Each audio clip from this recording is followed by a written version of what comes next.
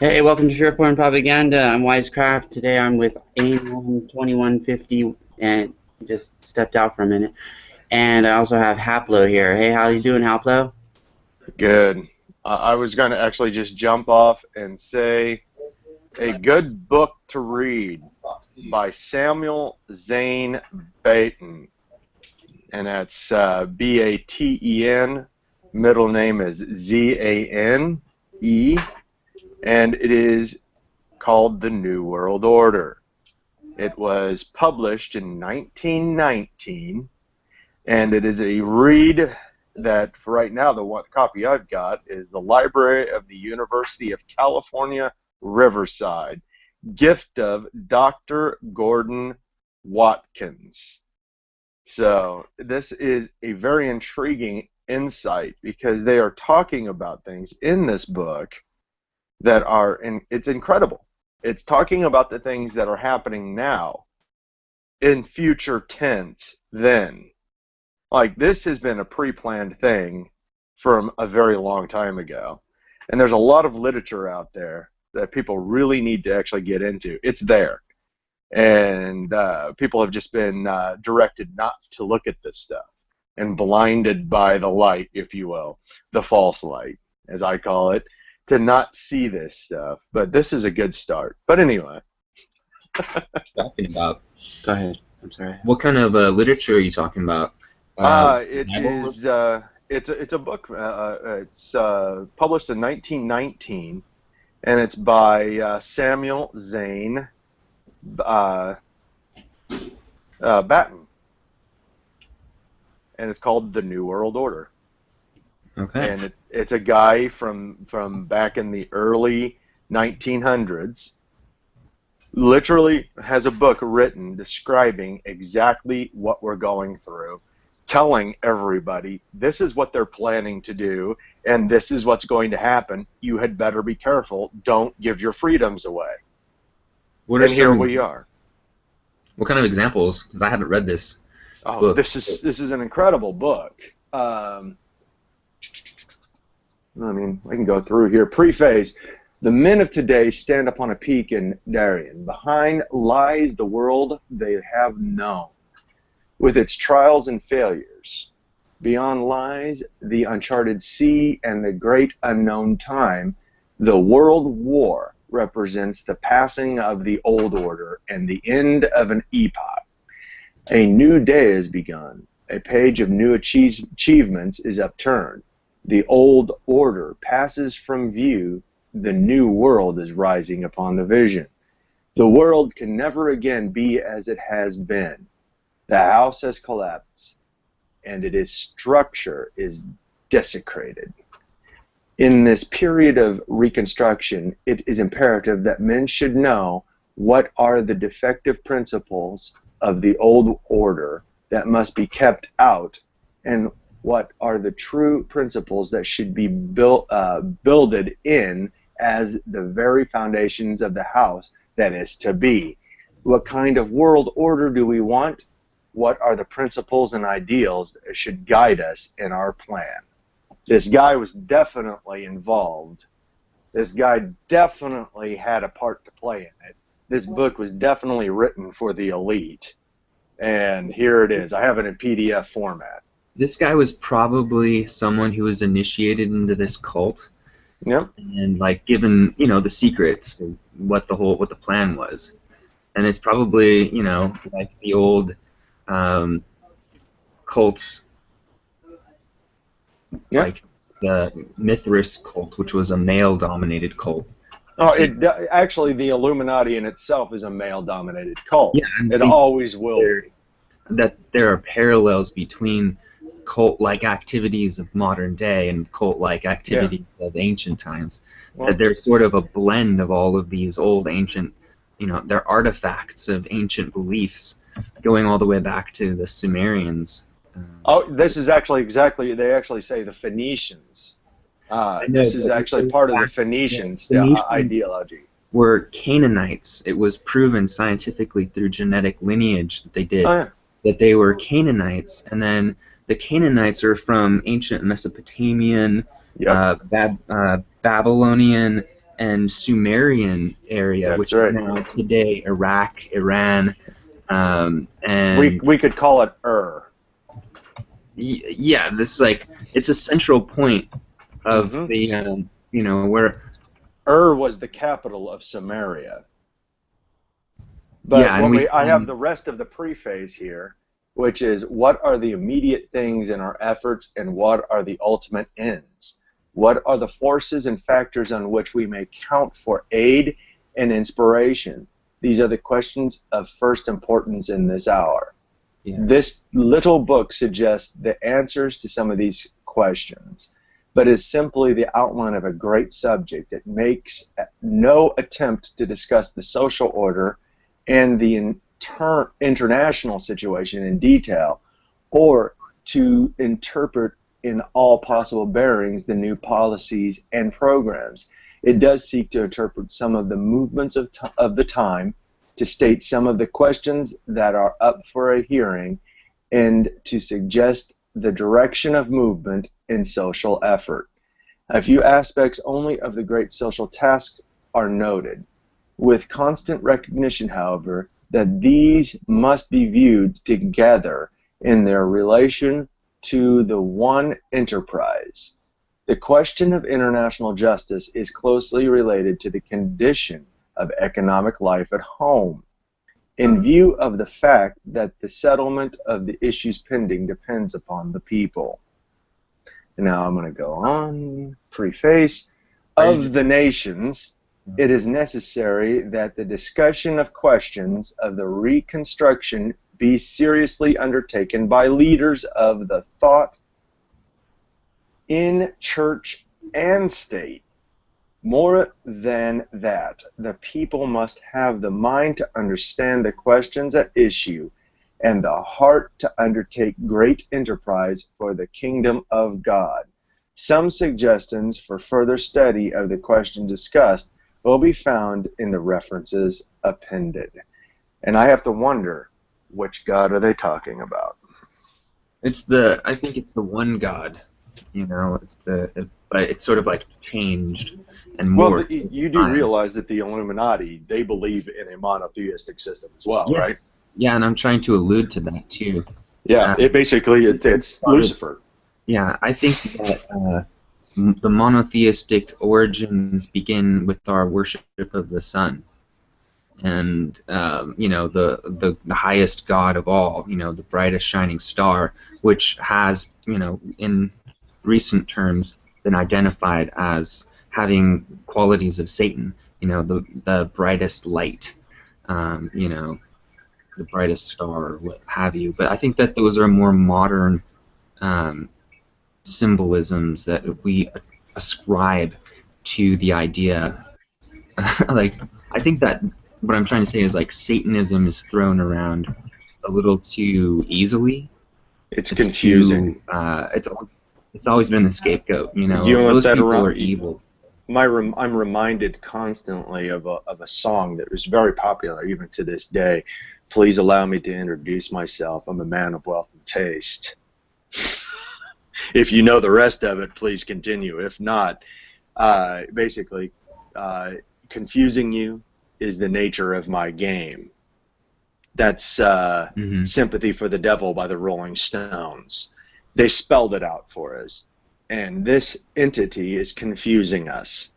And we have a billion different stories alluding to some of the truths. There's some fiction in the truth, and there's some truth in the fiction. That's how it's been for thousands of years. So therefore, we can say one thing that is very true. And the one truth that we can know is that truth has been invaded by lies. And it's very difficult to find a needle in a stack of needles. That's been the subject. That's been the game. That's been the purpose up until this very second that we're talking. Confusion is the nature of its game. We must be very vigilant because we have to be able to seek through all of the lies to find the one needle of truth amongst all of the needles of lies. It's a difficult task, and it's not easy. There's many paths that have been put forth to us. History has been rewritten in many different ways over time. And there are so many things that will send everyone off shooting to a different direction to lead them to the wrong place, to keep them from sniffing out the reality of what's going on right next to them. It is a difficult world we live in, and it always will be. Yeah, that's true. But you know, we as people could always come together and make it a better world. We can definitely do that, but we have to know what the actual truth is. Yeah, and we're trying to do that with some of our insights on cult-like behavior. Yep. It's like, so humanity has a nature, I believe, in sort of a Jungian sense. We have characteristics, we have personalities that evolve and change with our culture over time. And, you know, we see some of the changes that are happening recently about the new world and the old world, where I think it's pretty evident that we've moved into a new world with the advent of industry. You know, like commerce has been around for a long time. The Phoenicians were one of the first like commerce-based cultures, and they're very old, as we know. And they also invented the phonetic alphabet, and that's why we call it you know, the phonetic. Yeah. So in the new world that we're experiencing, we see some of the old characteristics of human nature, like war, perpetual war. We saw that with the in Roman eras. You know, what was there's a war that starts with a P, like the it was in the it was like went from 286 BC to 144 BC or something like that, and it was like a year that lasted over 100 years. The Phoenicians were fighting the Romans, and it was Carthage. The era of Carthage. It was the first and the second of these wars, and so we're seeing perpetual wars in our own time. I mean, how long in the last 100 years or so? How many times have we actually been at peace? I know that somebody's got the numbers on that somewhere. Well, America in itself, I think it's 236 years, 222 years of it, we've been at war. Yeah, and this is exactly what I'm talking about. And I think those are old numbers. That's from a few years ago, so it's actually a few more years that we've been at war. War in itself, if you actually look at war, I was reading a breakdown about war, and if you actually look at the W and the A and the R, and you kind of put it into context, it actually has the W is the seal of Saturn. And war in itself is basically turning everything upside down. That's what war does. That's the ideal. You have like the skull and bones. They have war is peace stenciled into the granite on their wall in their main chamber at Yale. War is peace. Yeah. They know one thing. Money is control and power. War is where you get money. So war is peace. Yeah. They turn everything upside down. Yeah. And then these are some of the, like, what do you call them? Like, the mantras of these cult-like groups that we are experiencing. So, like, what Keith and I, or sorry, what Wisecraft and I talk about when we talk about the cult is like a personality trait of humanity, and there are certain people who are alive at certain times who find themselves at the center of these things.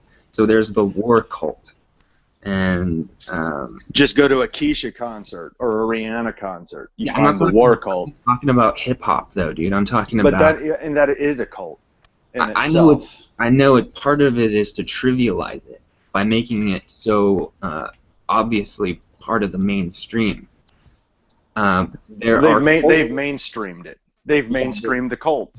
Indeed. And what we're seeing are cult-like behaviors from people who are in control of government and things like that. I mean, they're bred. Absolutely. They're born and bred for it. if you're part of like the Mithras cult, or any of the like mystery cults, Rome had the left eye and the right eye of Horus. Yeah, the Rome had an imperial court, and those people were in charge of finding out who was worthy of being their next emperor. That's right. So we've got, who's to say we don't have a cult that exists like that in humanity? We do. Wow. I'm pretty We have and we do. I'm pretty sure we do too. And it's obvious. What I'm saying is that it's because it's part of human nature. Well, why do you have people with their hands hidden in their coat? It's called the hidden hand. You have many pictures of Stalin with his hand in his coat. You have pictures of Napoleon with his hand in his coat. You have pictures of Adolf Hitler with his hand in his coat. The hidden hand. These things are all meant to keep us with an enemy that we can hate, so they can run behind the scenes while we're busy hating Napoleon. Yeah, or we're busy hating Hitler, or we're busy hating Stalin, or the busy hating Illuminati. communism. Exactly. Now we have the Illuminati, something else to hate. It's just an idea. Here, hate this idea. Or just the New World Order in general. Here's an idea. Exactly. Does that make sense to anybody? I mean, makes sense to me. Well, I think it doesn't make sense. To me, it seems like part of a swaying away of like what's really going on, like diversion. I think is the word, the diversion. Well, I think honestly, the checkerboard in itself, the black and white and dualism, and if you can go back to playing chess, if anybody's ever played chess, the best way that I've ever learned how to win at chess, which I do quite frequently and very well, I will play you, is to play somebody, feign, make some move somewhere else, keep their mind on something else on the other end of the board, and then come back around and take somebody from behind by circling around. And basically, the world has been turned into a chessboard. Our minds have been turned into a chessboard. And people know how to play it. They've become very well adept at this. Yeah, it's all about moving ahead, like having moves like set up ahead of time, and you can say that the false flag operations and/or drills or hoaxes are set up ahead of time, like a chess game. Exactly. It's pre-planned. It's pre-positioned. I believe, in all honesty, we are supposed to do what we're doing.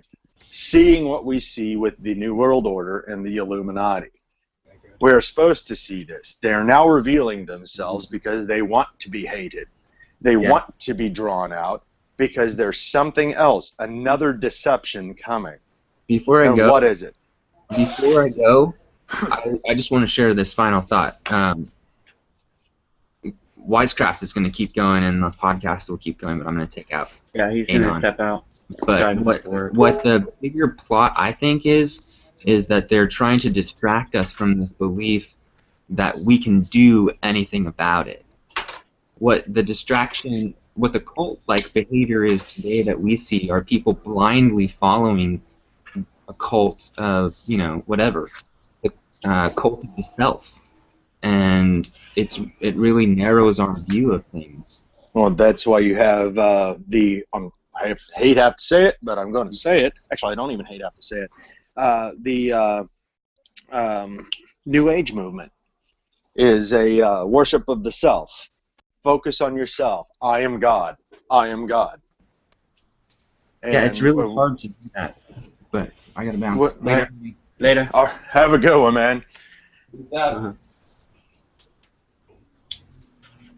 So anyway, we have some other people in here. Let's let them talk for a minute. We got DDT Grish and Catherine. Welcome, guys. Thank you.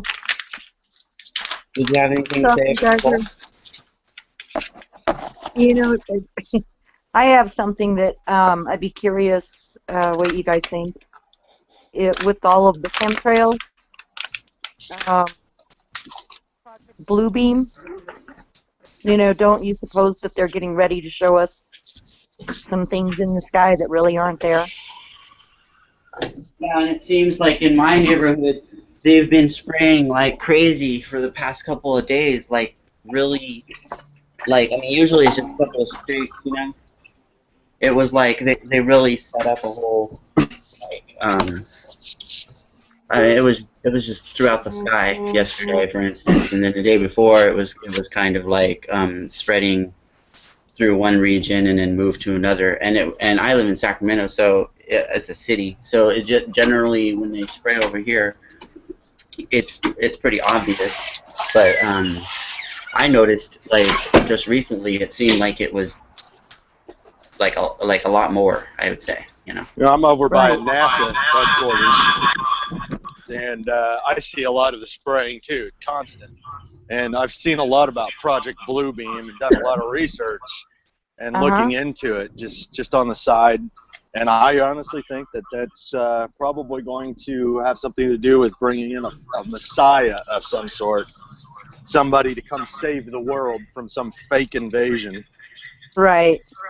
And then, you know, put together, they're going to start up CERN again in September. Oh, that means they're probably running now then.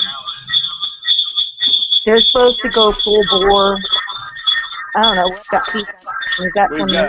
We've got a lot of reverb. Somebody's got their speakers on. Okay, I fixed it. It was the second DDT that came in. I know. Sorry about that. Okay. I'm trying to do. I want to do it off my computer and not on my phone. I know, me too. But you know what? I gave up on that shit. Sorry, you guys. Yeah, Sorry, no I just said, you know, after a while, it was like, you know, this is just not going to work right. I'll just use my phone.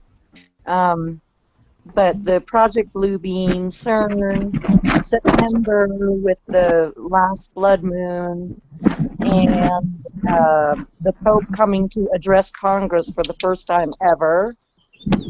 I don't know. It seems like something's adding up, man. Yeah.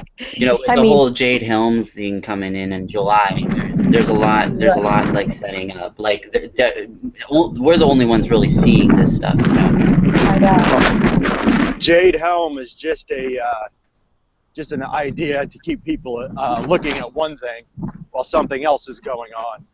Exactly. It's you a know, distraction. and it's also, Yeah, agreed. It's also a way to condition the people to get used to martial law, you know, military, blah, blah, blah. Yeah. That's what I watched just military in general, just being around in the U.S. soil. Like I just watched a guy get pulled over by a tank in Florida. Oh my God! Wow.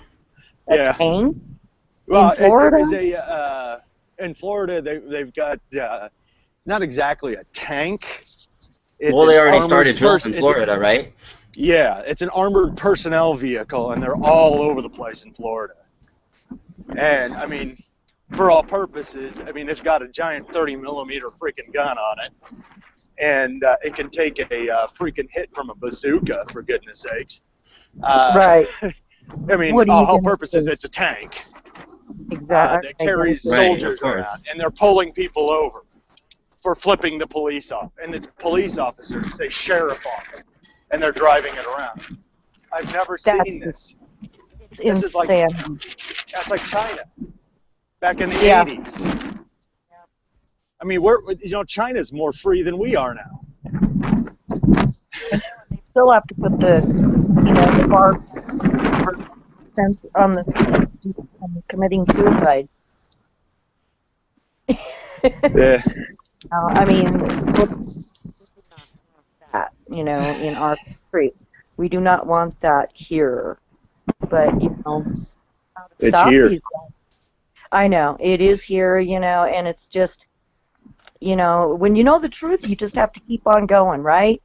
That's it. Yeah, and then we just gotta you know, kind of seed information to people and hope they don't like prosecute us for it.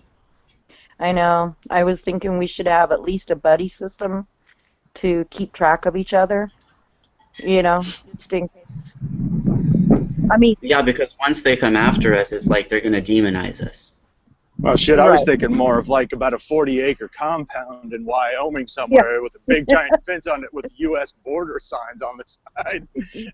Like you're Well, have you heard of these lists that are supposedly like colored lists, like blue, red, and green, Yep. Yeah, the and dots on they're the.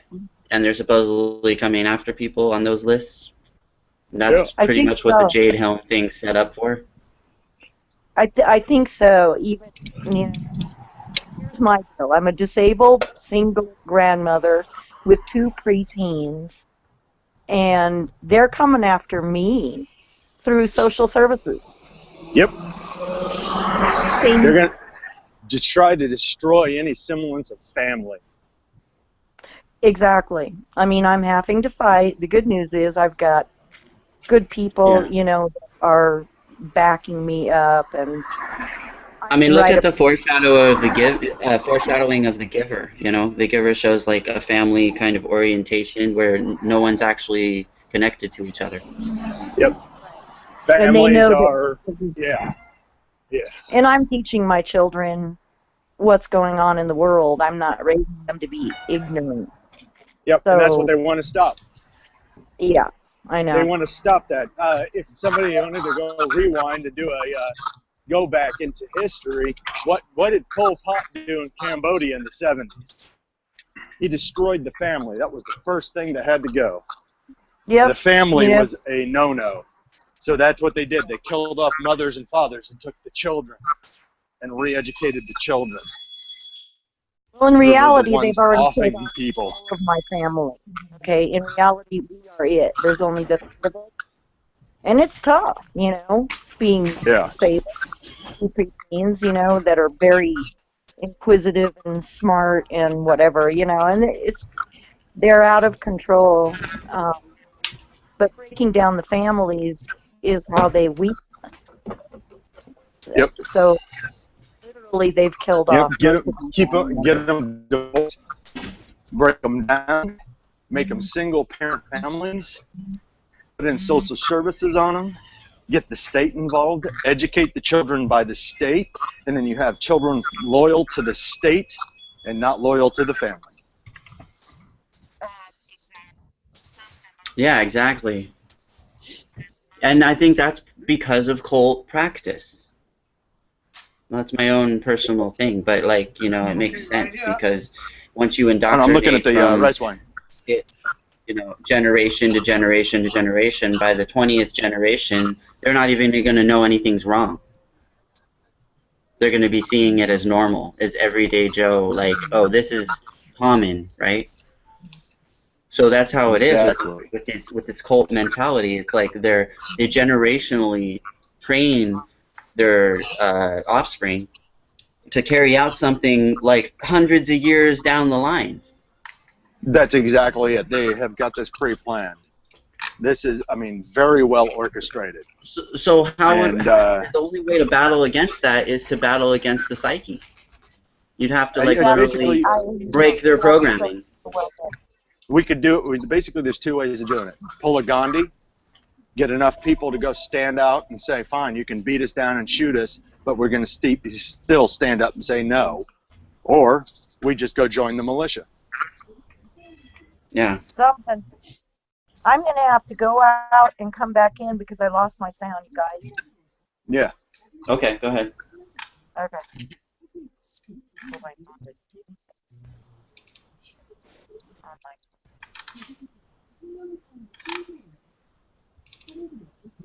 I'm ready to go. Yeah.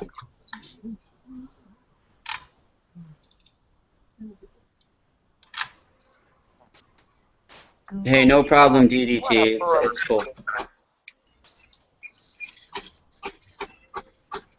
So, hey, DDT, did you want to throw in anything about your understanding of cults?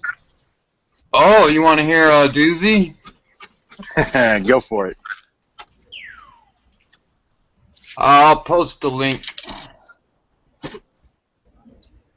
You can put it in the chat room or in the private chat room on the panel, Oh, I don't care.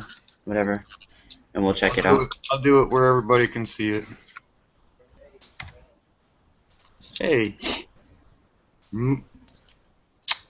Fuck on it.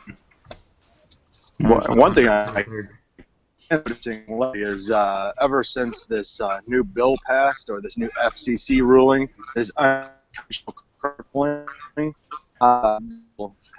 through YouTube and other sources, has anything they're tied into, have been more adamant about removing anything that goes against the system.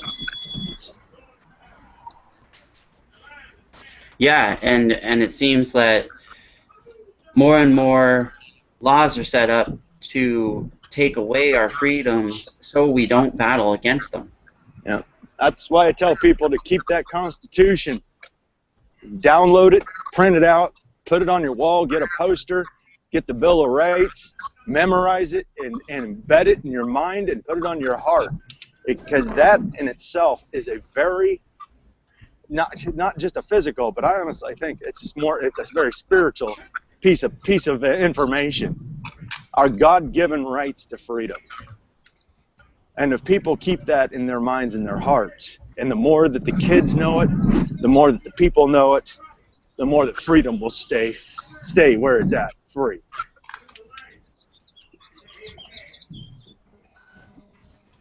Yeah, agreed. And that's the only way that, you know, these things can happen over time. Yep. I mean, I've got my own points of view. I got my own belief system.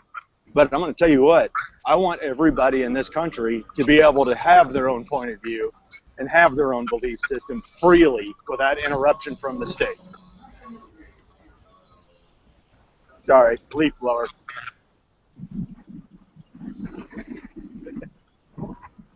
Okay, so I'm going to screen share this so you can see what he showed me.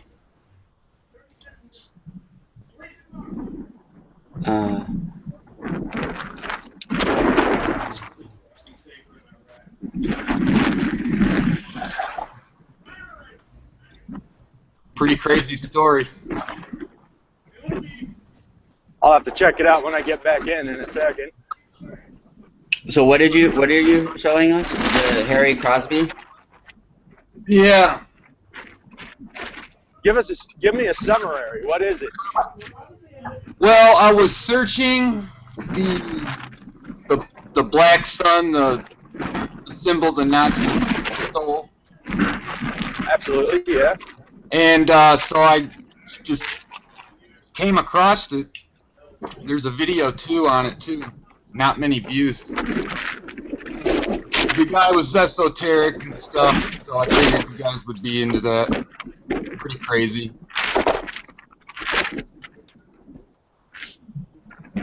I've done a fair share of searching on the Black Sun. My grandfather was involved in that. Interesting. It's just a symbol that they had in Germany from like 600 AD. They used it as belt buckles. Yep. Now, it's one of the very old esoteric symbols that's passed through, that's been around. Blavatsky is one of the ones that kind of came up through the cracks and started pushing it. And that's Blavatsky is one of the Theocracy Society people that the Nazis first glommed onto and really worked with, and that's where the creation of the Vril and the Thule Society started, and the worship of the Black Sun. Okay, and then what's this other one I'm looking at? The Finding Fire Princess? Yeah, the guy was friends with J.P. Morgan. That didn't surprise me. Yeah, there's a picture of him with J.P. Morgan somewhere. I've known this for several years, but I don't share it that much. I don't know. Only a few people really got into it. I don't know. Well, I got some photos that I got to scan that I actually got sent to me by my half cousin of Hitler and Aleister Crowley together. Yeah. Aleister Crowley was helping and guiding people like him. There's also pictures with Aleister Crowley and Himmler.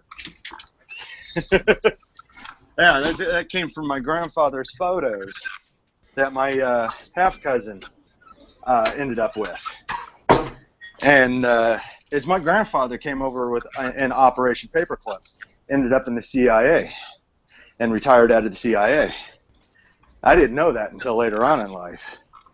It's been an interesting journey. Your dad worked for the CIA? My grandfather. Oh, your grandfather. My grandfather was a Nazi naval intelligence officer that came over with Operation Paperclip. Oh, wow. That's Yeah. a big... I'm 100% German. I actually was born in Germany. So how do you deal with the whole anti-CIA stuff that goes around? And I'm anti-CIA.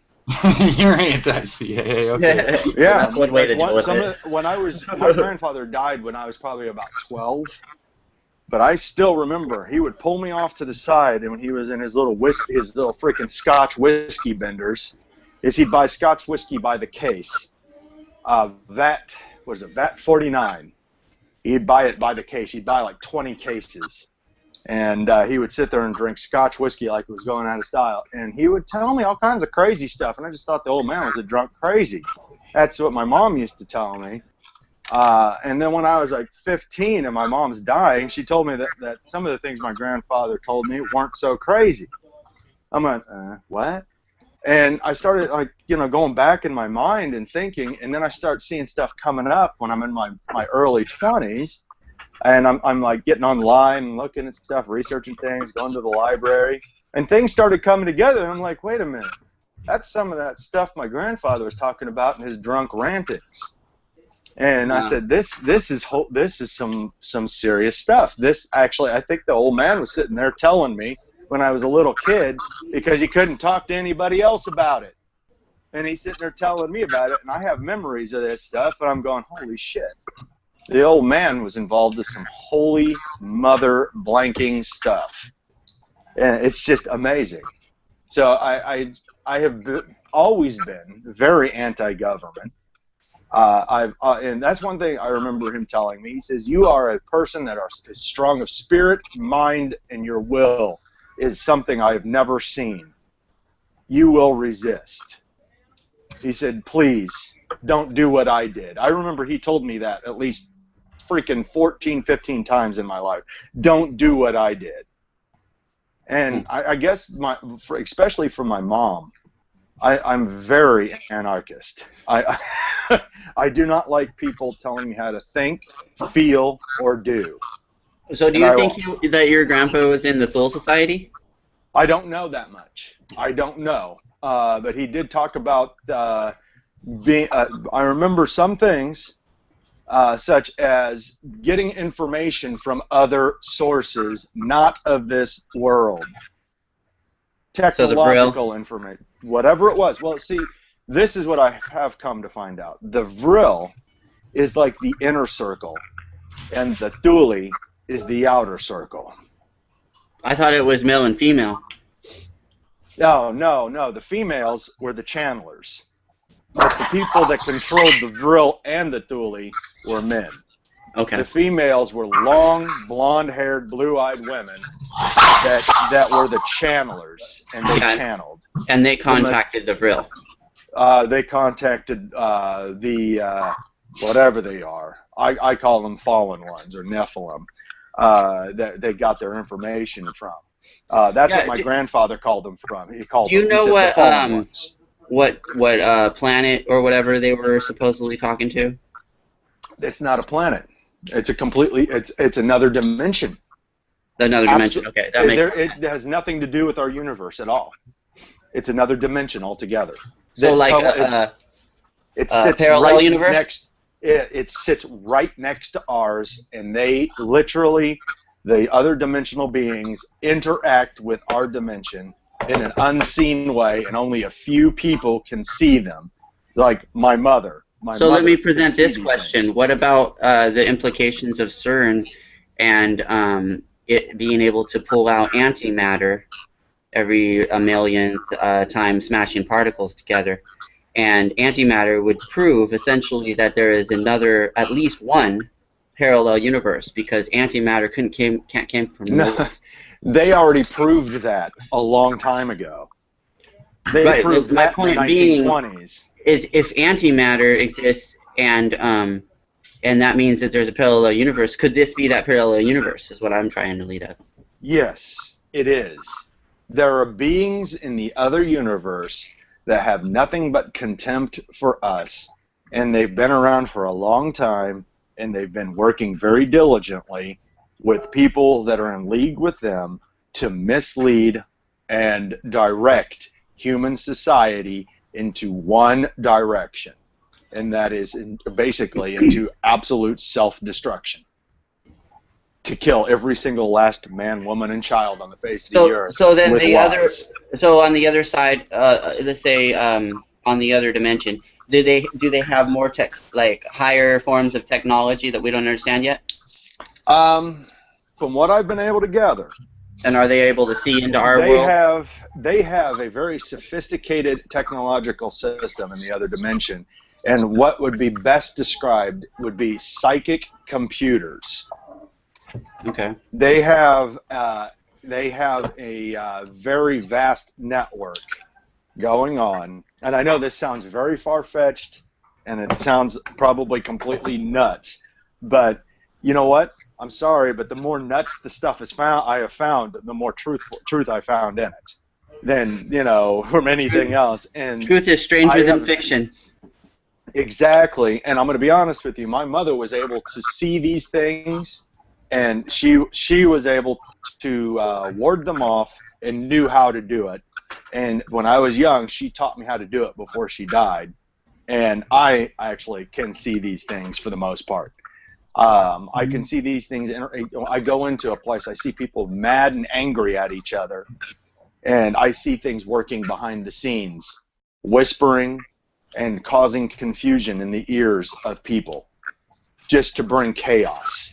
Everywhere people go, it's chaos. What we see and what is happening is the workings of what I call, and they actually name it off in literature that's very well known, archons is one of the names I remember. I've heard of that. These things are fallen ones, and they have ranking systems, and they work behind the scenes, and they have very powerful people. They have very good control over this realm, this three-dimensional realm. They can create things to happen and make things happen, like giving people wealth and power, and in turn for their soul later on, so they can get what they need done here and now, because they are very limited in doing things themselves, except for major things like causing tornadoes and hailstorms and things like that. They're good at influencing. They're better at influencing than they are at direct control, unless somebody gives themselves up to one of these entities for control. That's what I've come to understand. They're nasty. They have called themselves many things. They have gone by Zeus, like their leader has been called Zeus. They've been there's entities called Ishtar, Ra, also Isis, known as Jupiter. Jupiter, Saturn, the Roman gods, all of them. That's what they've gone by to lead confusion. That's where polytheism comes from.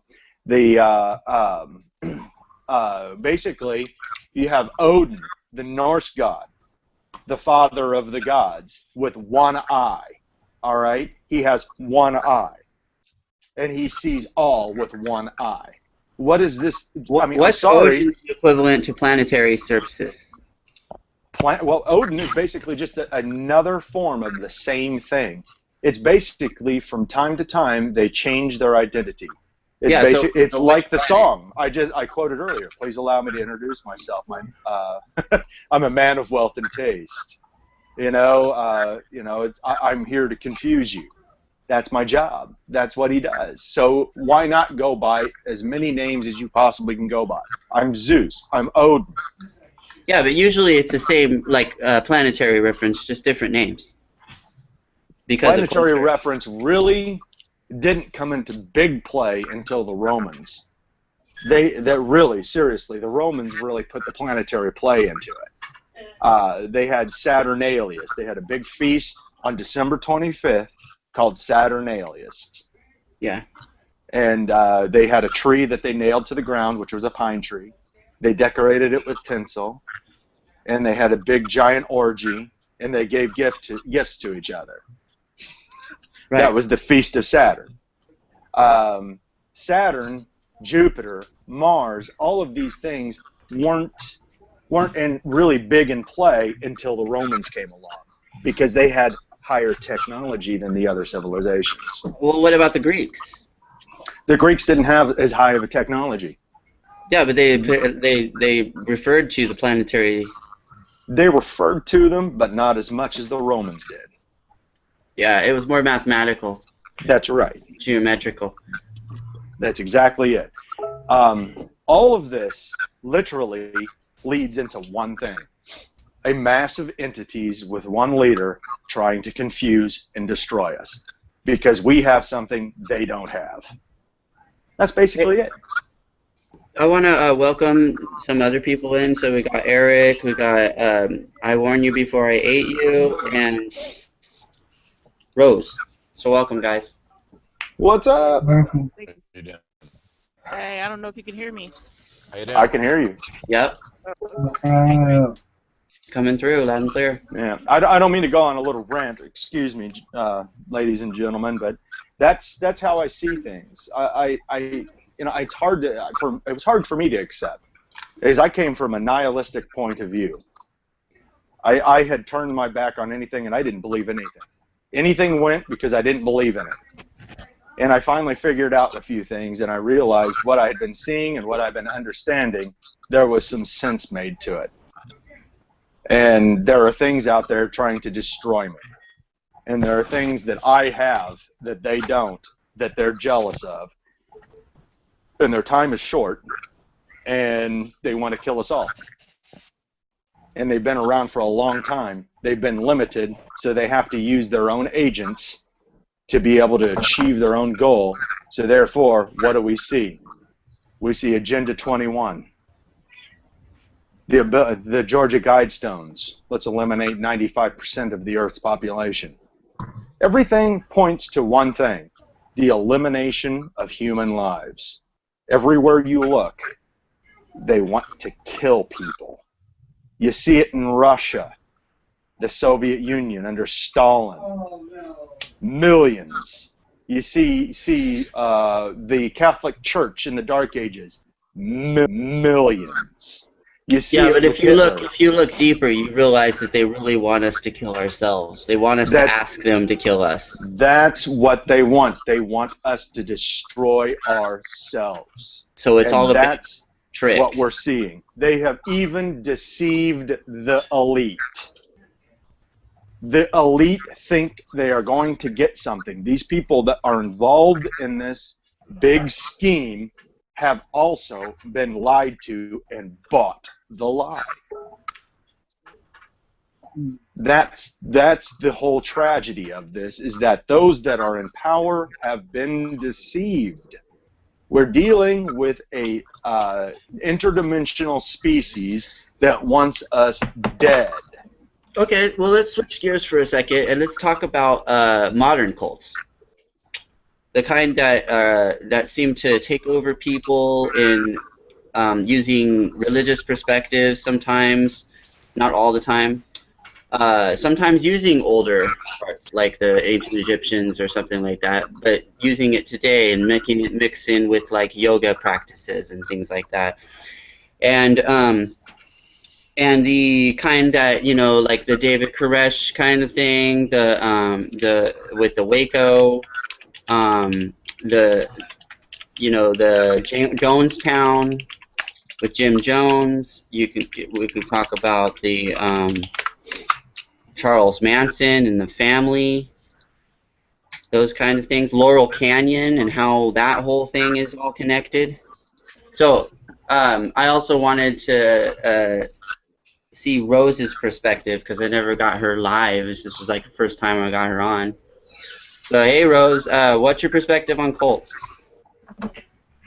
Most of them are CIA-run mind control experiments, social experiments. Okay. See how well everybody, how people react, how willingly they agree to be to that kind of mentality. Prove them wrong. It's definitely CIA, and that was an experiment gone wrong. And And this is your belief, or you've done research? I've done research on it. Okay. Yeah, most of them are experiments, social experiments. Yes. Same like with the Jane Helm that's going to come up. That's going to be a social experiment. It depends on how the public is going to react to it.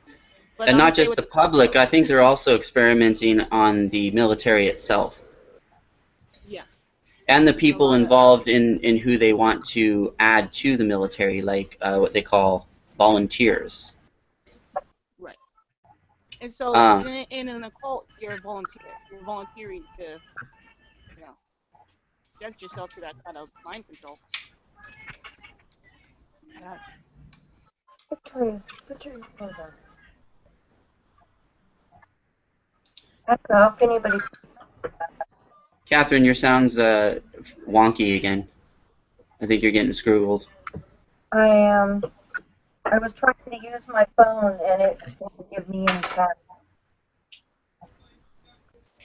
And like Heaven's Gate, the leader from Heaven's Gate, I don't Oh know. yeah, Heaven's Gate. Yeah, he wasn't human. If you watch any of his interviews, he doesn't blink. Well, I mean, he could. Well, okay, just saying he wasn't human is speculative. Why wasn't he human? He doesn't blink. Humans blink. And I'd say like an android or a clone or a robot. I don't know what he was, but he wasn't human. Okay, maybe animatronic. Yeah, something. Yeah. Walt Disney made him. You know, and they had that whole backdrop where you see like multiples of him. I think that's to associate with your subconscious. So you're seeing multiples, so you just believe the first one, and then you don't focus on the blinking. Yeah. Then you're focusing on the background. You're like, wow, that's moving around a lot. Yeah, they do that on the news too. They use that seeing guy magic. Agreed. Okay, I'd like to get I warn you before I ate you perspective on cults. What? Cults? Yeah. Cults. Modern day cults. Well, you can talk about the past ones as well. I just was switching gears for that moment. Sure. I agree with what the last caller said. I think most of them are they're controlled by the government, and I don't believe they're experiments. They're intentional. There's nothing experimental what the government does. They're way ahead of the game. They know exactly what they're doing. They know us. They know our psychology as a mass group in consensus, and they know how to exploit it. So basically, we're being played. And it's not no social experiment. It's intentional on in every aspect. Actually, an intentional social experiment. Yeah, but wouldn't Yeah, I don't. Exactly. Well, I mean, this right here, us online, could be an intentional social experiment as well. But I agree. It's an experiment. We're doing it. I agree wholeheartedly with yeah. No, I'm talking about not us, but like from the perspective of like they gave it to us so we could do it. So they obviously set it up that way. I can't see who's talking, so the gentleman that was just talking, I agree wholeheartedly with you. Sure. Yeah.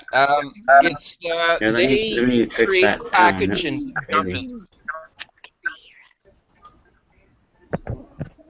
Okay, there. Go ahead. Go ahead again. I want to hear what you say. Anyways, they create the package, we jump into it. They set the game up, knowing what we're going to do beforehand. Like I said, the government, they know exactly what's going on. They've got almost 50, 60 years of their little black ops, their own experiments in the background. They're now outdoing it to us live, and they've been doing it for a long time. It's called cable it's psychology, TV. And it's right. Yeah, Steve. Go ahead. No, I'm sorry. Just like it's called cable TV. I was just agreeing with you. Yeah, we're just agreeing with you, dude. Oh well, you know, I'm a deconverted Christian. Okay, I was a Christian for close to 30 years. I was a minister, pastor, and I've written a lot, and I found out their biggest experiment, it's not an experiment, they've been doing it for thousands of years, are their books of theos and mythos that they're putting out, what you call the basis and background for cults, including the Bible. And I know that's going to rub some people wrong, but one of the biggest conspiracies we got going on right now, by the government, is the UFO alien agenda. Thank you. And a lot of this, guys, a lot of this is being put out by the United States government. And if you go take a look at you go listen to them directly, they will tell you. If you go listen to Stephen Greer's Disclosure Project, and that's 100% CIA. I mean, that's government all the way down. Stephen Greer is real bad. I mean, bad news. But if you go listen to Greer, he will tell you right straight out in his serious documentary that the government is behind a lot of the crap that we're seeing, the ET and UFO stuff. They're putting it out. And the abductions. And this is their biggest agenda. Can I ask you a question? Go ahead. What do you think about Yeshua? Sure. Well, I'm gonna tell you. I'm gonna be real blunt on this. Jesus Christ in the Bible, in the New Testament, is a composite fabrication. Okay. Now, before anybody jumps off on me, he's not the first Christ that's come on the scene. He's a composite fabrication in the New Testament. I can very easily prove that. I could take 30 seconds and pretty much debunk the entire New Testament for you, but the Gospels in particular. Now, it's a euhemerist. He's a euhemerist composition, meaning the person that is in there, he was probably a real life person, but what you're reading in there, that's nothing. That's not him. That's completely something else. That's being fabricated together. I will agree with you on that. There is a basis for there's a basis for a real life person behind it. But what you're reading in the New Testament is the New Testament has been changed. He's a composite. Who had it's basically who had control of the New Testament or the Bible altogether? The Catholic Church. Who infiltrated the Catholic Church? That's true, but here when you look at the New Testament, we don't have any New Testament. We didn't have any New Testament for 300 or 400 years. I mean, the earliest piece of anything we've got is 140 A.D. Okay, you have nothing. Listen to this for a second.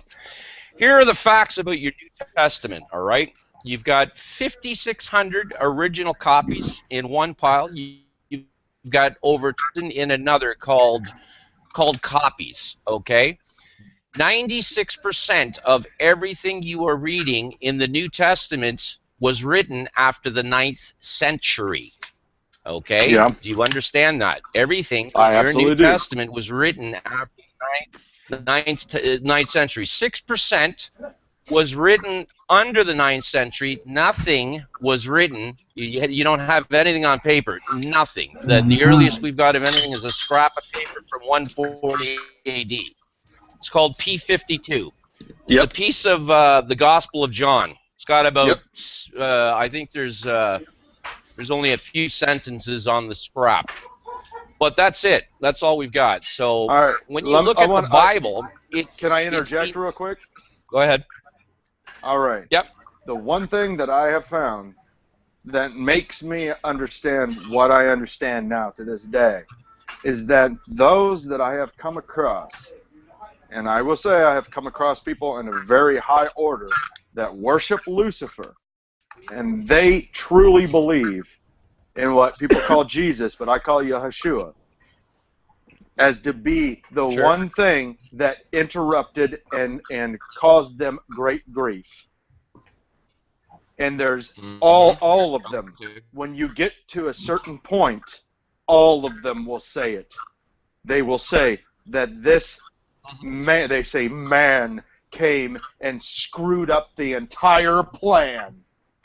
That's what made me change everything when I kept turning left and right and going left and right and finding everybody telling me that they hated this one thing, and I realized that the whole world was directed at hating this one thing. That's what changed my mind. Things have been changed and altered because that's exactly what they do. They lie, they deceive, and they change, they alter. Our history is not what it is. Anything that we know is not. Hey, everything is turned upside down. How does can I interject for a second? Yeah, hey Haplo, how does your monotheistic viewpoint fit in with your viewpoint about being inside of like a not actually inside your body, that it's like a mechanical thing? Yeah, I remember you telling me about it before. Biomechanical suits. There you go. That. It's the biomechanical suit. I do believe we're created beings.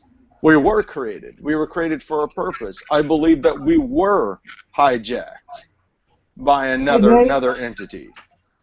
I believe that we've been lied to ever since then. I think that everything that we have known in this reality has been a lie upon a lie. We live in a 99.9% lie universe. And really the test is to determine what is truth. And when I find a whole system of people hating one thing that says this is where we can leave out of this matrix, and I will take the matrix down to what is Greek matrix, womb. What am I in when my mother's womb? I'm a child in a womb. We're created. We're children. We're children of God. So therefore, we're in the womb. This is why the world has been looked at and said, let's not worship this world, but let us worship the Creator. Let us venerate our Father, the one that made us. Like I should respect my own father. Like I should respect my own mother.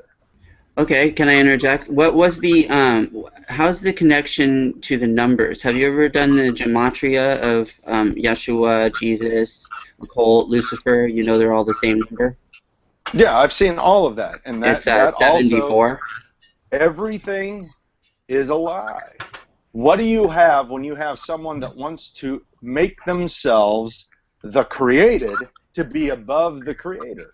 Someone that's going to work very hard when they've been given free rein for a short period of time to try to make themselves look like something they're not.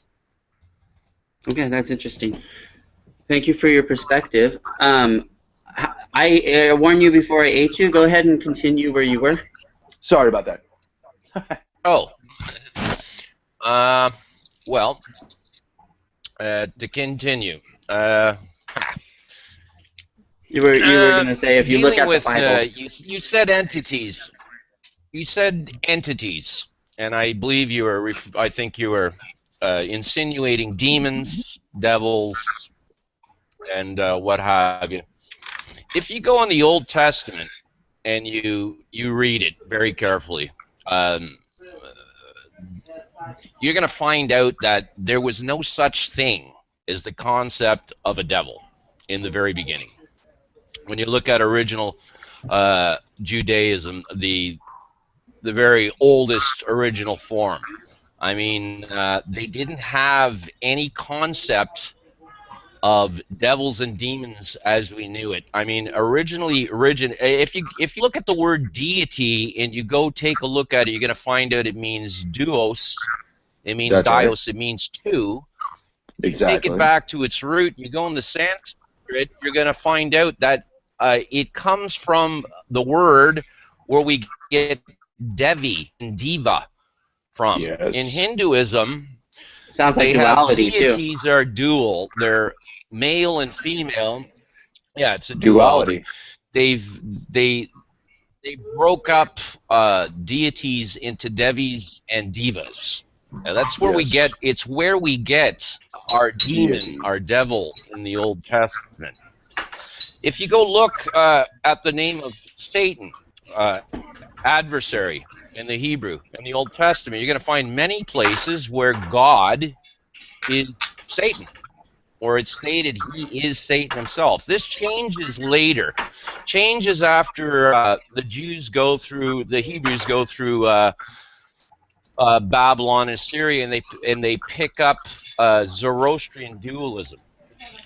This then gets funneled and pushed up towards the top. By the time we get to the New Testament, first century, we have this dualist construct of Zoroastrian going on, Zoroastrianism. But it was not like that at the beginning.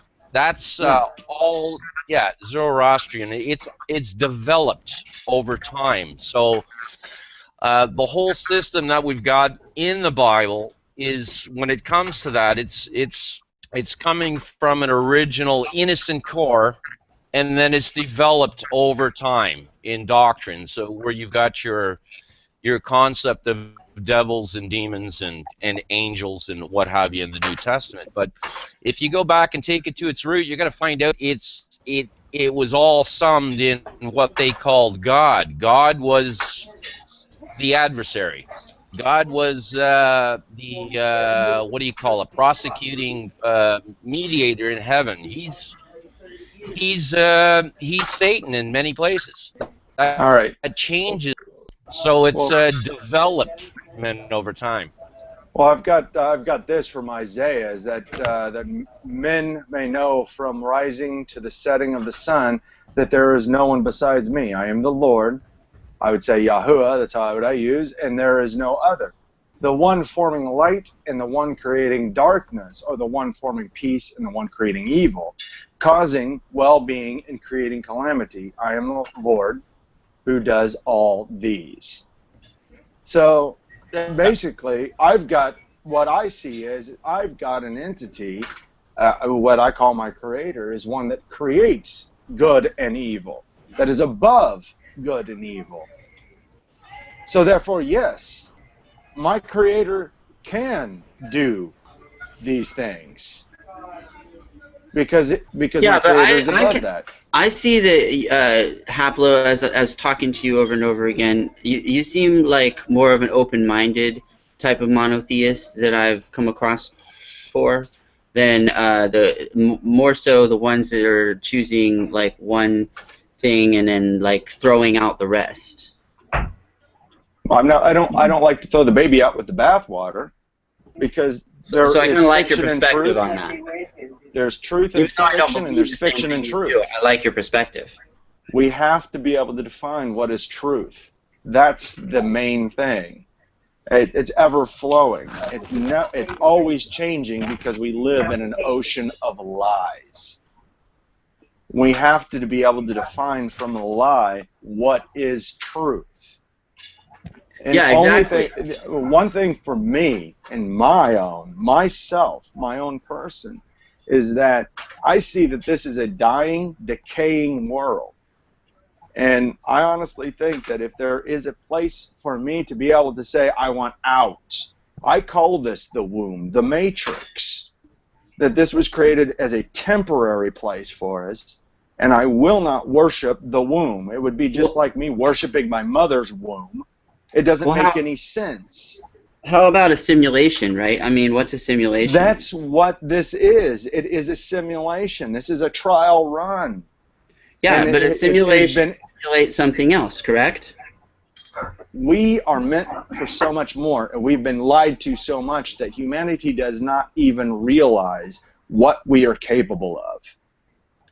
The Agreed. I in itself, we create our own perception. We can speak things into existence. It has been proven scientifically people can speak sickness into existence. We can do this. We can speak health into existence. We can do this. We can overcome things. We have the capabilities that are similar but limited to what our Creator has given us. We are very similar to as our Father, but we have been crippled, and we have also been lied to. We have been turned in, poisoned. Yes, we have been lied to. We have been told that we are not what we are. Yes. And on a much grander scale, if I may. Sorry, you guys, I got back on. I see us as being, in a hex, in a lockdown, under a hex with, I think even the chemtrails have something to do with that. How do we know that they're not doing rituals? Hold on for a second, Catherine. Hold on for a second. Go ahead. You were saying something, and I was going to. I'm sorry. Interject You go after. because you said something. Okay. I was going to interject. You said something really interesting there. You said to the last caller. You said that we speak things into existence. We have power and control that we don't understand. Everything's a lie. But he stated that we're not the same. That's what I think he said. We're not quite the same as the Creator, but we have the same abilities. We have very limited abilities. Is the lie. I think that is part of the delusion, and I'll explain to you when it comes to Bible doctrine. If you really look at what Jesus Christ was saying and the doctrine, the real doctrine that he taught that got him killed in the New Testament, if you really take a look at it, was that we are God. Okay? We have straight our out. piece of God in us. Yes. Well, the Bible says literally in Psalm, it says we're created in His image, but it says in Psalms, and Jesus quoted Psalms, it said, "Ye are gods." Okay. Now, yes. Elohim can be used in the first person. Wait a minute. Where are you capturing that we are gods from? Tell me where you're capturing. Yeah, give me the biblical scripture because I believe that's from Psalms. Okay, here. Give me that one. Hang on. Made in our image, I think is what he's referring to. He's paraphrasing. Yeah, Jesus was about to be stoned for blasphemy, and he had told them, in your books or in your laws, doesn't it say that ye are gods? He was quoting something that Moses said.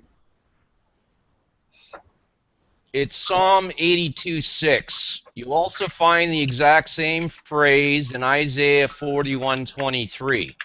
Jesus quotes it in John 10:34. We are created in the image of God. The exact phrase goes, no, I have said, God in the first person, ye are gods. And all of you are children of the Most High. Sons of the Most High. We are children of God. That's right. To the planets. Now, but we've been corrupted. I don't know what.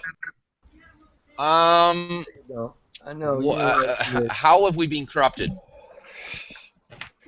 Let's just say this. The fall in the Old Testament is incorrect. It's completely fabricated. Go look at Genesis 1:28. You're going to find out that the fall is not what you think it is. I understand this, and I've heard this before. This is my best description. I'm going to come into your house and you have a 1-year-old or 9-month-old that's just barely walking, and I'm going to come in and I'm going to take your 1-year-old or 9-month-old out into the middle of the street, and I'm going to put them in the middle of the traffic and say that I liberated them. I liberated your kid. What does that got to do with the price of tea in China? Oh, hey, Grim, how you doing? Chilling, man. But basically, what we have here is that we have been liberated too early. Something, an entity came in and liberated us before it was our time.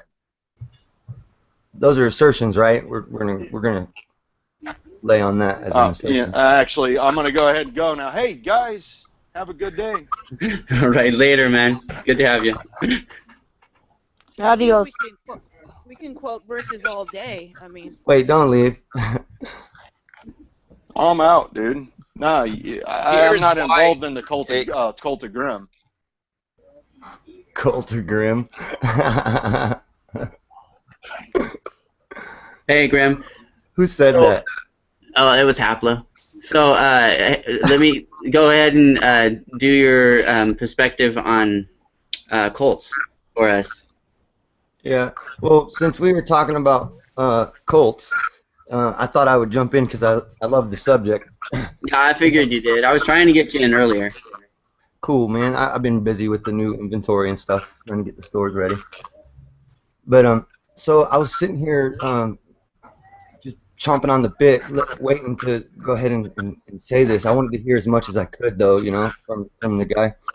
I thought it was interesting. And so the thing I wanted to express mainly was the reason why it seems like I'm getting a strange echo too. It's kind of bothering me. I don't know where it's coming from. But the reason why it seems as if we were worshiping different gods is because different planets were ruling our skies than they are today. And still getting that feedback. I don't know if it's got to be from you, Grim, because I can only see yours going up. I think I warned goes up. I warned. Do you have your No, me. YouTube? Yeah, it's not him. Okay. Cool. Keep talking to see if it goes. All right. So anyway, looks like we got it fixed. Cool. I got screwed up pretty hard last night too. So Saturn used to be fixed at our northern point. Jupiter and Saturn were our heat sources, our sun, our whatever. And Velikovsky goes through a lot of the. Oh, it's DDT. I'll fix it. Hmm? DDT, your thing's getting feedback. Okay, he muted it. Perfect. Sweet. Go ahead. So yeah, there's a lot of interesting topics on it. Authors from the 1400s and stuff, mainly because you're not getting a lot of published books on that these days. Yeah, the idea that we were like not as smart as we are today then is a paradigm we need to hop right out of real quick. Actually, our brains are smaller and less in function than they were in those days. So we have to understand that we were actually more intelligent then than we are now. And when I say then, I'm talking about 15,000 years ago when this big transformation took place. That's why the New Testament speaks so differently about what the transactions of the Old Testament. You know, when they say Jesus was the man of 30 when he started his ministry and he ended it at 33, we're talking about the 12 zodiac. You know, Jesus, the sun in the sky enters each of the zodiac at 30 degrees and exits them at 33 degrees. All right, and all these books are riddled with cosmology, and the reason being is because they were cosmology. They weren't meant for religions and all this stuff that they ended up being turned into in the reality of the whole thing. So the Gilgamesh story, that's Saturn eating its planets, you know, separating. We wrote the big wars of all the gods in the skies. That's the planets going through electromagnetic discharging. That's how a lot of mountains were formed. That's how a lot of Earth was pulled away, and that's how Mars and all these other, you know, planets got their big electrical gouges. You know, the Moon with all those little craters. That's why they're not impact craters. They're electrical scarring craters. So, like, what they're telling us is that the planets were a certain way, and then now they're a certain other way. And this story is being completely erased and forgotten and not even paid attention to. It's only the literal sense that's being read, and that's what's causing us so many problems today. I mean, all the religions all came from the same source. It's all easily provable. Buddha's the same as Christ. You know, Mithras, Indra, you know, Quetzalcoatl. They're all the sun in the sky in different seasons of the sun. That's what Matthew, Mark, John, and Luke are. Different seasons of the sun. And but you go back to the Talmud, and it's different seasons of Saturn. See, it's different seasons of Saturn and Venus, because that's what warmed our days then. Now, forget religion, dudes, and forget worshiping and Satan and all that kind of stuff. That's dark and night, set, Horus, you know, sinister, that means left. You don't read the procession of the stars goes sinister to the left, and then the regular months and days goes right, you know, from the sun rotation. So it's sinister and dextra, left and right. A lot of this is all very confusing to some, because if you don't study plasma science Hey, what about modern cults? I don't get into that. You got dummies in everywhere you go. There's going to be dummies, and it's all a branch off of a misunderstanding, off of a branch off of a misunderstanding, off of a branch off of a misunderstanding. If we can just forget about the misunderstandings and go straight to the common denominator, you know, we can actually get some shit done around here. If I go into talking about what about the modern cults, then I'm wasting my time, because nothing about them. There's nothing real about them. So all they're doing is hijacking the same stuff that the regular religions already hijacked from us, and that's our human abilities to connect. That's why prayer works no matter what religion you are. If only one God is right, God, then why does prayer work with all the religions? Human intent is a powerful drug. You know, it's really powerful. It's magnetic, and it's electromagnetic, and everything you think about and all the kind of stuff you do is held outside of your brain, not all inside your brain.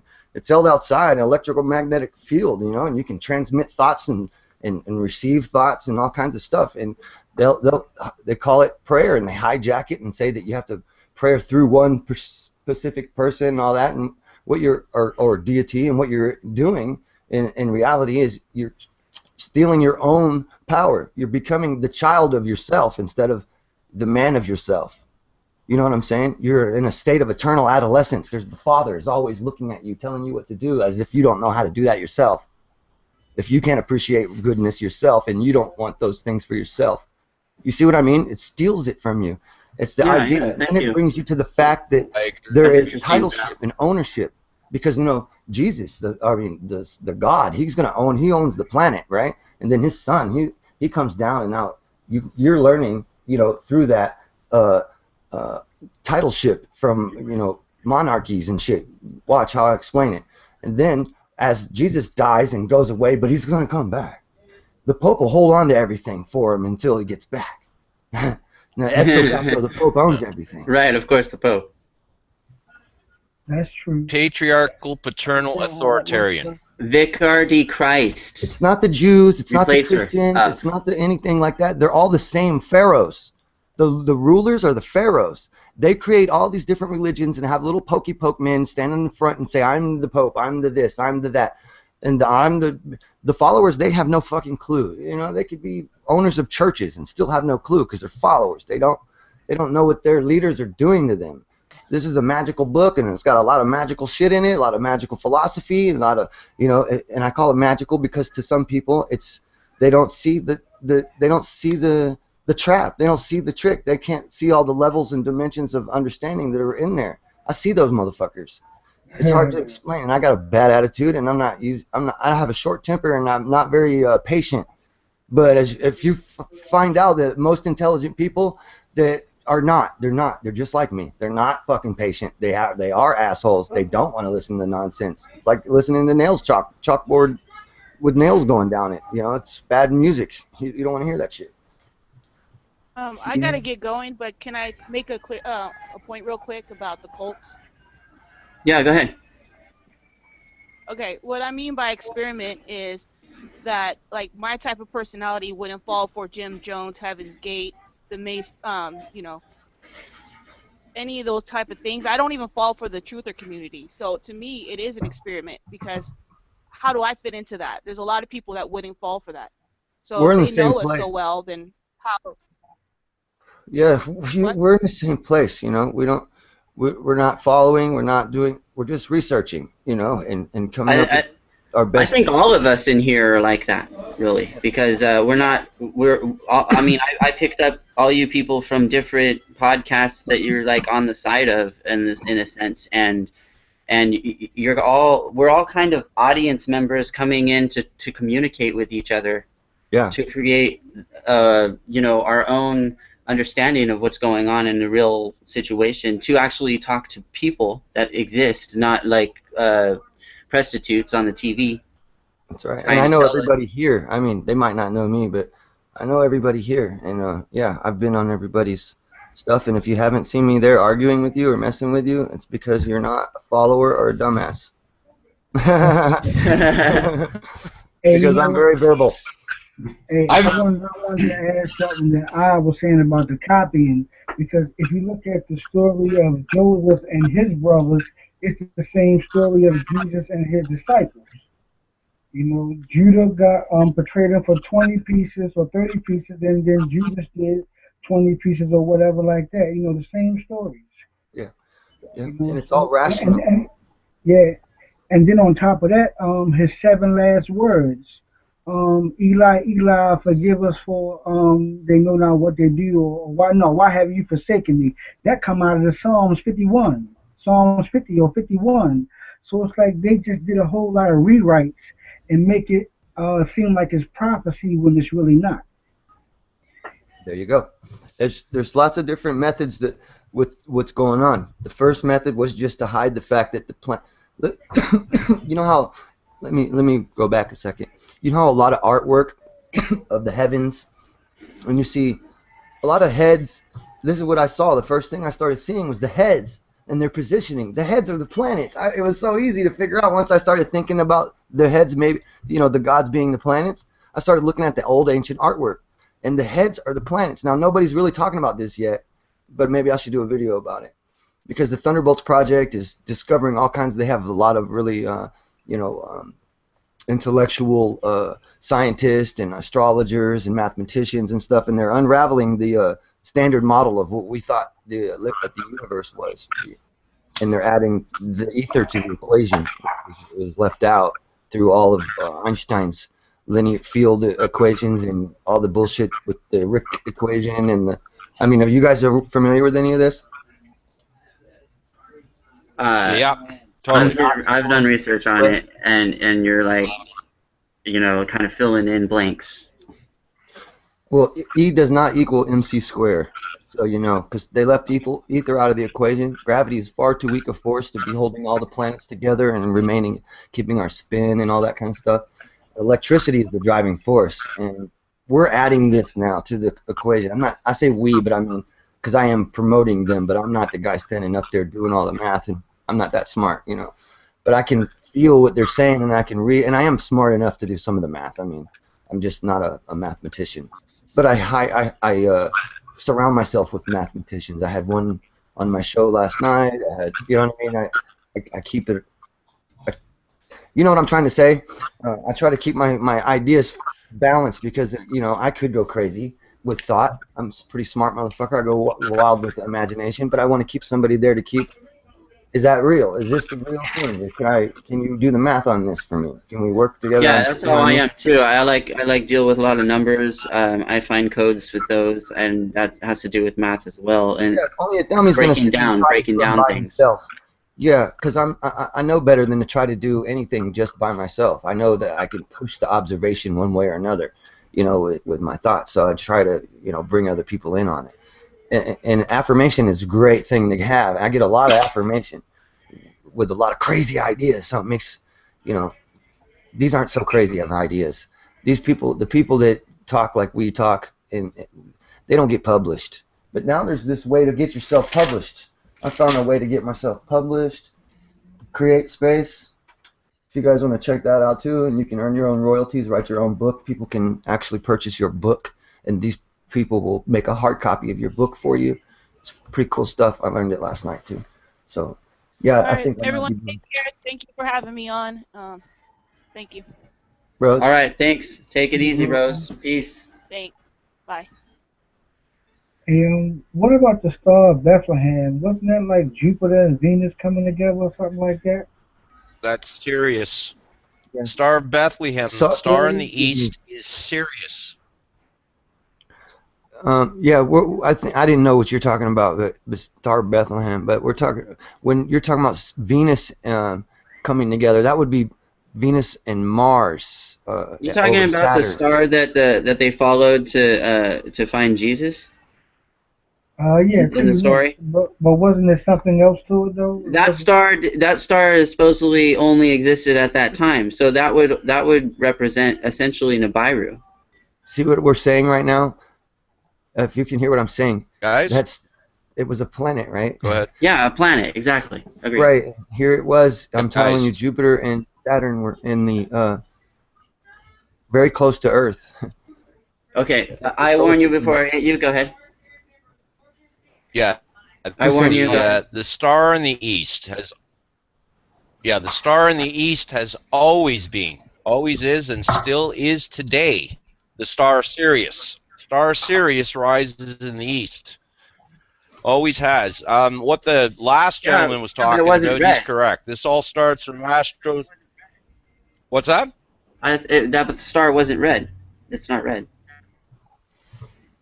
Well, here it is. We are in a precession. We are in a binary star system. We're going around Sirius. Sirius 2,000 years ago was red. It was red because it was red shifting. That means moving away from us. Today, it's blue. It's blue because we're heading towards it. Okay. We're in a binary star system with Sirius. This is why this. I believe we are in a binary, but the red shift and the blue shift is all wrong. We've just finished.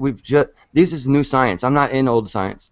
I'm in brand new stuff that we're figuring out today, like within months. And I'll go. Red shift and blue shift is a voltage occurrence. It's not a. It's for a newer or an older. It's a higher or lower voltage. It isn't coming closer or going further. We thought that for a very long time. Just like black holes, you almost believe they exist, don't you? The way that they talk about them and everything, you almost believe they exist. Black holes don't exist. I know. Well, they're obviously trying to make one. I mean, my point is they try to make us. What's up with that? Yes. Just as if there's a lot of things they want us not to know in order to look. The truth is that, we're millions of years old. Human beings are, and we're very smart. We used to be at one time. Now, this is all after the great planetary cataclysm. All our technology and stuff was disconnected from this energy source. Our pyramids and everything were broken. You know, these things worked as wireless electrical generators of energy. You know, depending on how you want to use it. Or I don't understand it all completely, but I do feel that that's true. I studied. Well, that's Tesla, what the Ark of the Covenant Tesla. was for. That's what Tesla said, even in his own words. He didn't invent the shit. He just reintroduced it, an ancient technology. So, and he had friends in India, and he studied Sanskrit, and so we kind of went there with it. You know, he's got buddies that he used to correspond to back and forth to India. The guy who built the first airplane before the Wright brothers. Remember that? Anybody hear about that? Yeah, there's a lot of crazy stuff that goes on. It's all about suppression. These technological advancements, they're re-advancements, and they're being suppressed because they don't want us to have it again yet. They don't want that for us. Nope. They just want to keep on populating and breeding and ruling what they can do, and just to keep our little ant farm alive because they know that we're going to change again. Yeah, but they obviously have more technology than they give us. Right. Think of the stars as like an electrical chemical interaction. You know, from the bottom level, it's like another scale up. That's the atoms. That's what they look like from our perspective.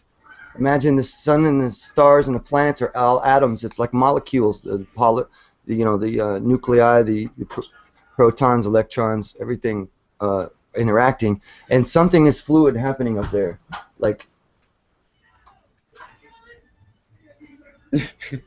Okay. Oh, okay. I'm in the show. I'll be right out. I gotta deal with somebody. Yeah, but if you think of it like that, it's a lot easier to understand where I'm coming from. Is what I mean.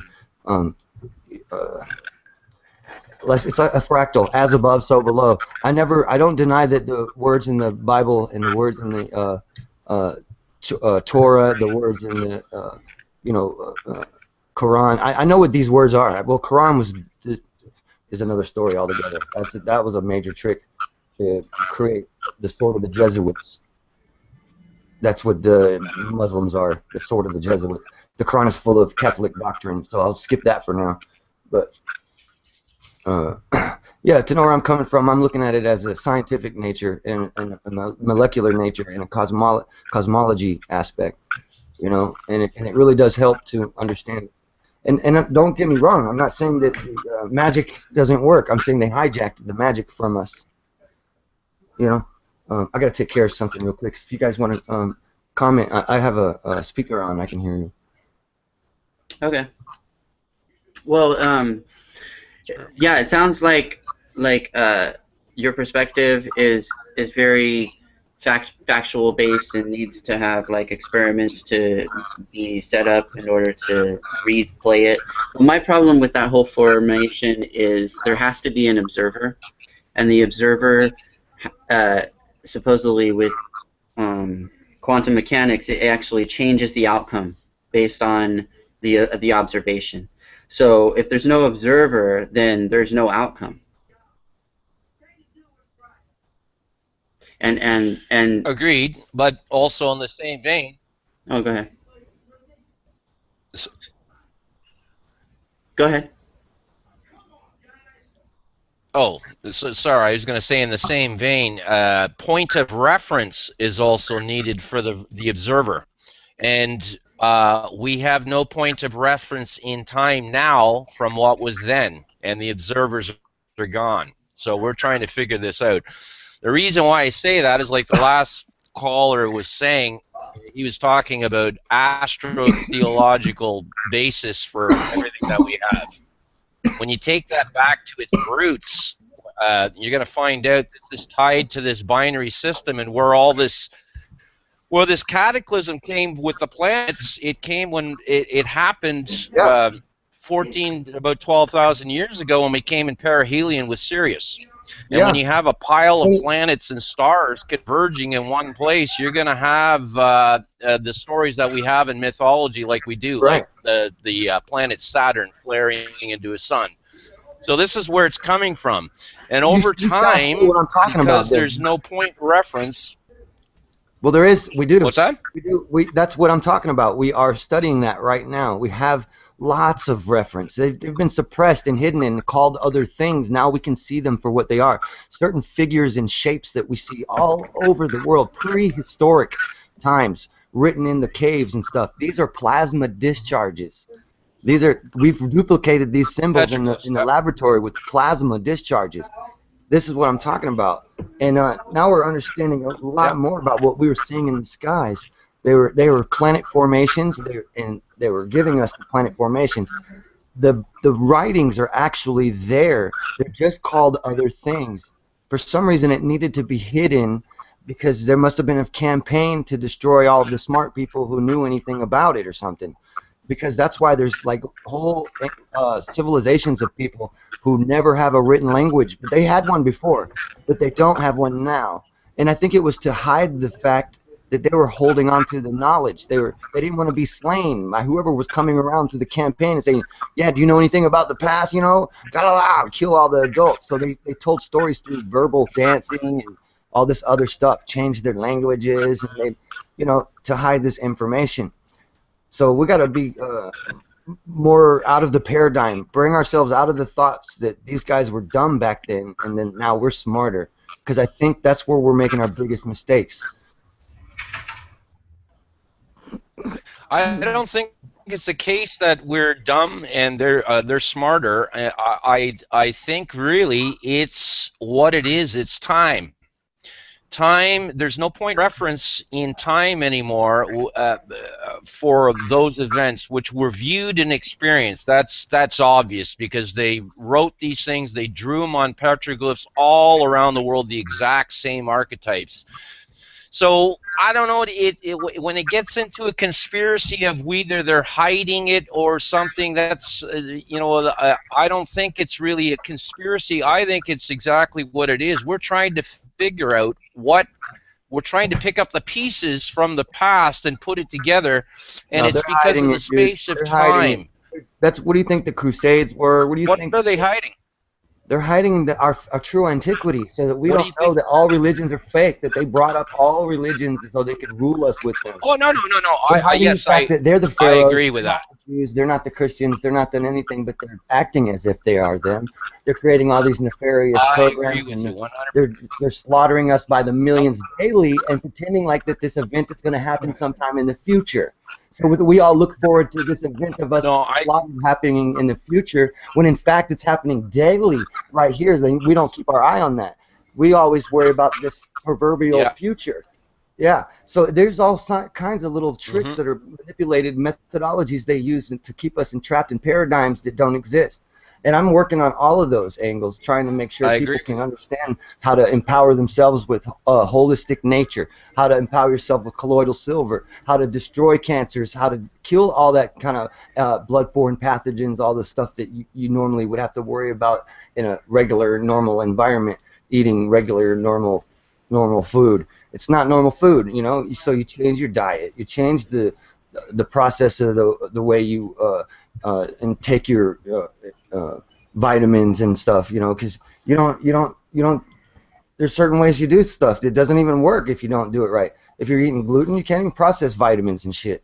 So yeah, I think it's crazy that there's so much going on out there. They tell you eat whole wheat and all this kind of shit when it's really bad for you. You know, grains and oats are so good for you. No, they're not actually. You know what I'm saying? And so yeah, there's acids in oats. It's not gluten, but it's acid in the oats that actually prevent you from processing your minerals again. It actually distorts the intake shape of the nutrient receptor in your stomach, so I can't even receive those nutrients anymore. So you have to be very careful. That's why we have all these scurvy, borderline scurvy people all over the fucking planet, especially in the U.S. Doctors are the #1 killer of the U.S. citizens today, with properly prescribed medications. The #1 killer, man. Let's wake up. You know, they're not teaching you how to help take care. Every time I talk about or make an event, like I make colloidal silver, I try to show somebody or whatever, so it pops on a shill to sell her friggin' her. You know, you got to go to her doctor's office to get it injected into you and shit. Why act like I'm selling you shit when I'm not selling you anything? You're actually selling somebody something, and it's shit because you don't even need it that way. It's just like hyper confusing something, so someone has to be confused about it and come get it from you. Fuck that. But not all doctors are like that. I don't think all doctors are like that. Oh, the one that was killing me the other day is. I went. She knows who I'm talking to. She's probably following me around right now. I mean, I understand that. Yeah, the prescription drug problem is a major issue, and I mean, diagnosing every kid who jumps with ADD, you know, is just ridiculous. It's not on accident. It's not on accident. You don't even a broken. No, they get kickbacks. These people are wrong every single time. Yeah. But I'm saying the last time I went to the doctor, two doctors both did a great job. They weren't trying to push nothing like that on me or anything, you know. No unnecessary tests. Stitches or something? That's different. Huh? Stitches? That's different, you know. Something lightweight like that. No, it's not. It wasn't a stitch. Trust me, it wasn't stitches or anything like that. I mean, it was serious. Sure, man? How can you be sure that they didn't fuck with you? Because they didn't. It was a groin pull.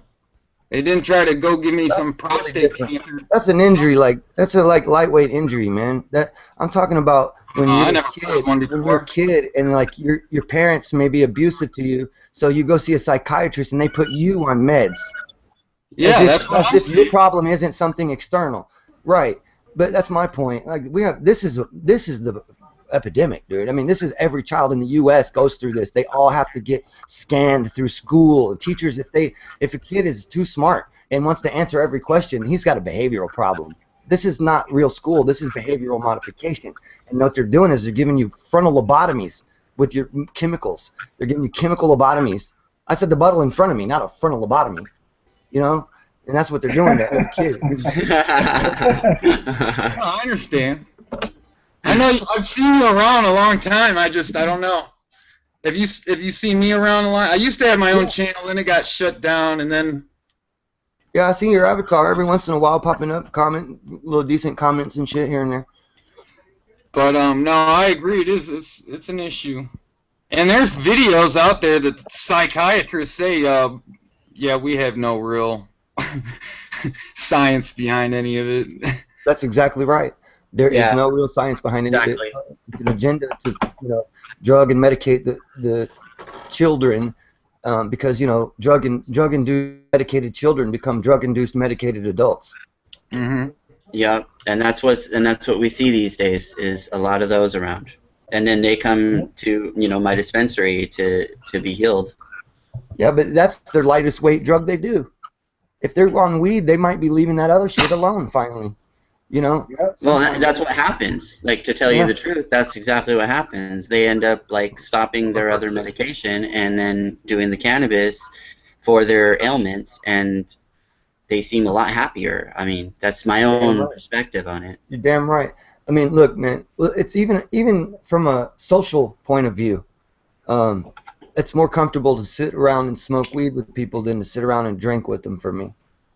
Because I know that the people I'm sitting around smoking weed with, one of them's not going to flip out on me and start thinking I'm trying to fuck his girlfriend because he can't understand anything right now because he's so drunk. You know what I mean? Yeah, exactly. It's never going to happen. It never has happened. But in drunk people, it's always that shit. Why are you acting like I'm trying to fuck your girlfriend? Or why are you trying to act like, you're going to make me knock you out because I don't drink, dude, and I'm so fucking physically vigorous, bro. You don't want this, man. I'm telling you. You can't, for one, you can't hit me. I'm not here to do that. Told you, man. Dude, don't do that again. I'm going to put you down. Good night. Story of your life. Elvis has left the building. Now I gotta leave the party, because it's so fucking. I gotta drive 30 miles fucking to another party. What a rough life. I know, isn't that crazy? Yeah. I'm talking about 20 years ago, obviously. What am I, 40 now? Old school. Haven't even been outside in a week. No, I'm just kidding. Yeah, man, but if I can get you as a child, I have no problem getting you when you're a teenager or when you are an adult. Right. Because you've already been, I've been feeding you from a child. Right, and it's amphetamine too. That's what Ritalin is. Get them on some methamphetamine real early. Jack them up so they got a taste for that shit. Yep. And then all of a sudden, brown ass teeth and shit. You know how their teeth get all brown and busted? Now you got that problem. You can tell them right away when you see them. Once they're, and that's from the kids, man. Like usually it's them dope heads. After 10 years, you can see that they got messed up teeth and they're all busted, brown and busted up. Now it's the kids are dope heads. They got brown, busted up teeth. You can't even tell who's. Like, damn, y'all smoking and shit. What's wrong with y'all? Man, they on Percocets and OxyContin. Acting crazy as hell. Well, yeah, a lot of them are growing up with Ritalin before they even get to that. You know what it is? The attention span is stolen. Hey, what's up, Robert? Welcome. It's good to have you. I haven't seen you in here before. Finally, got you in. Yeah, he can't say nothing yet until his mic pops up. So, Robert? All right, go ahead and continue until he pops up then. No, he's up. What's up, Robert? It's not Robert. You don't say nothing. Uh-oh. Is that the real Robert? It's the wrong one. Well, what's up, wrong Robert?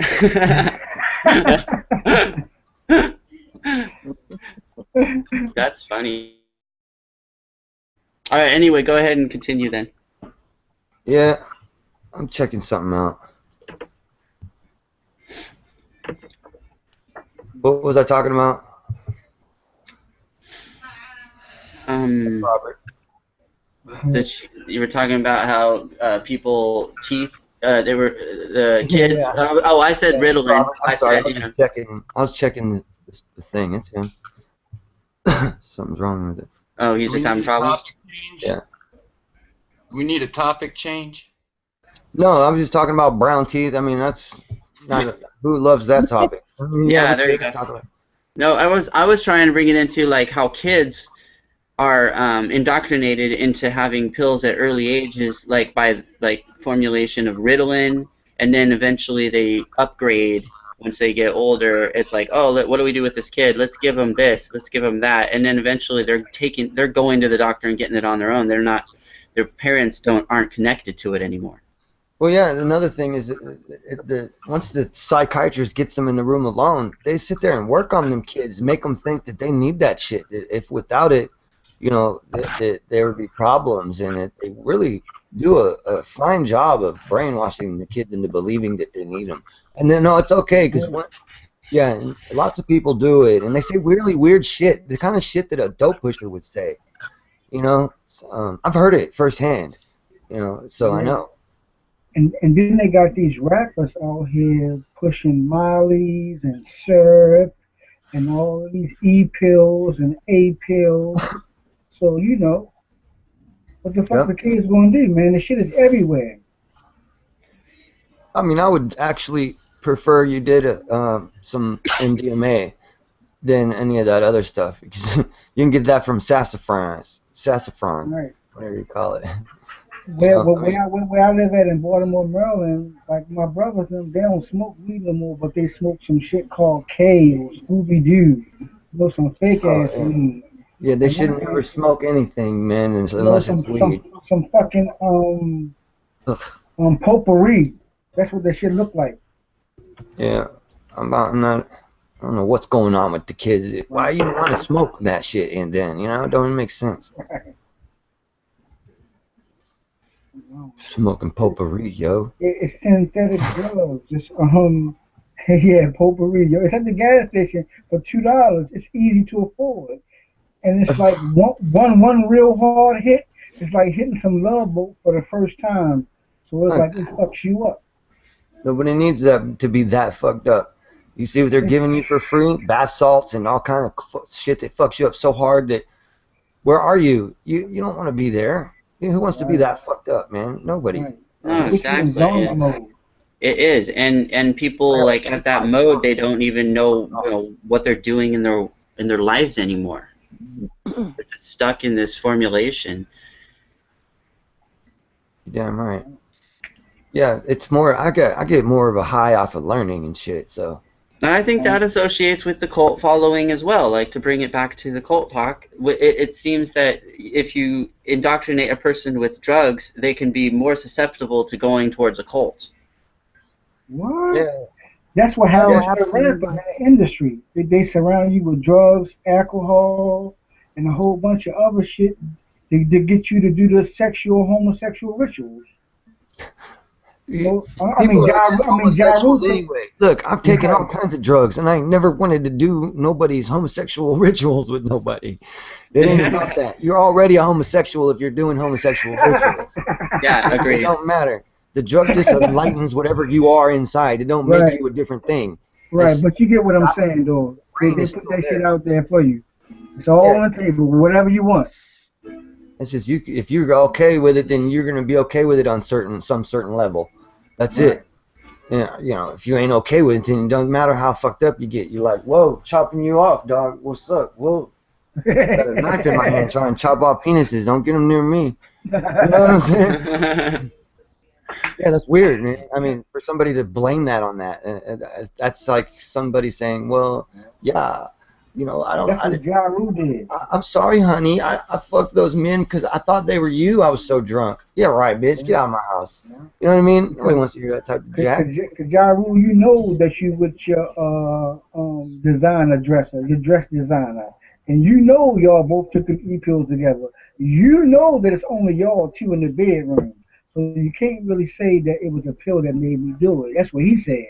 But like you said, you already had that thing in you. I always knew Ja Rule was a little homo. Ever since the first song he ever came out with, I was like, oh, who's that homo? God damn.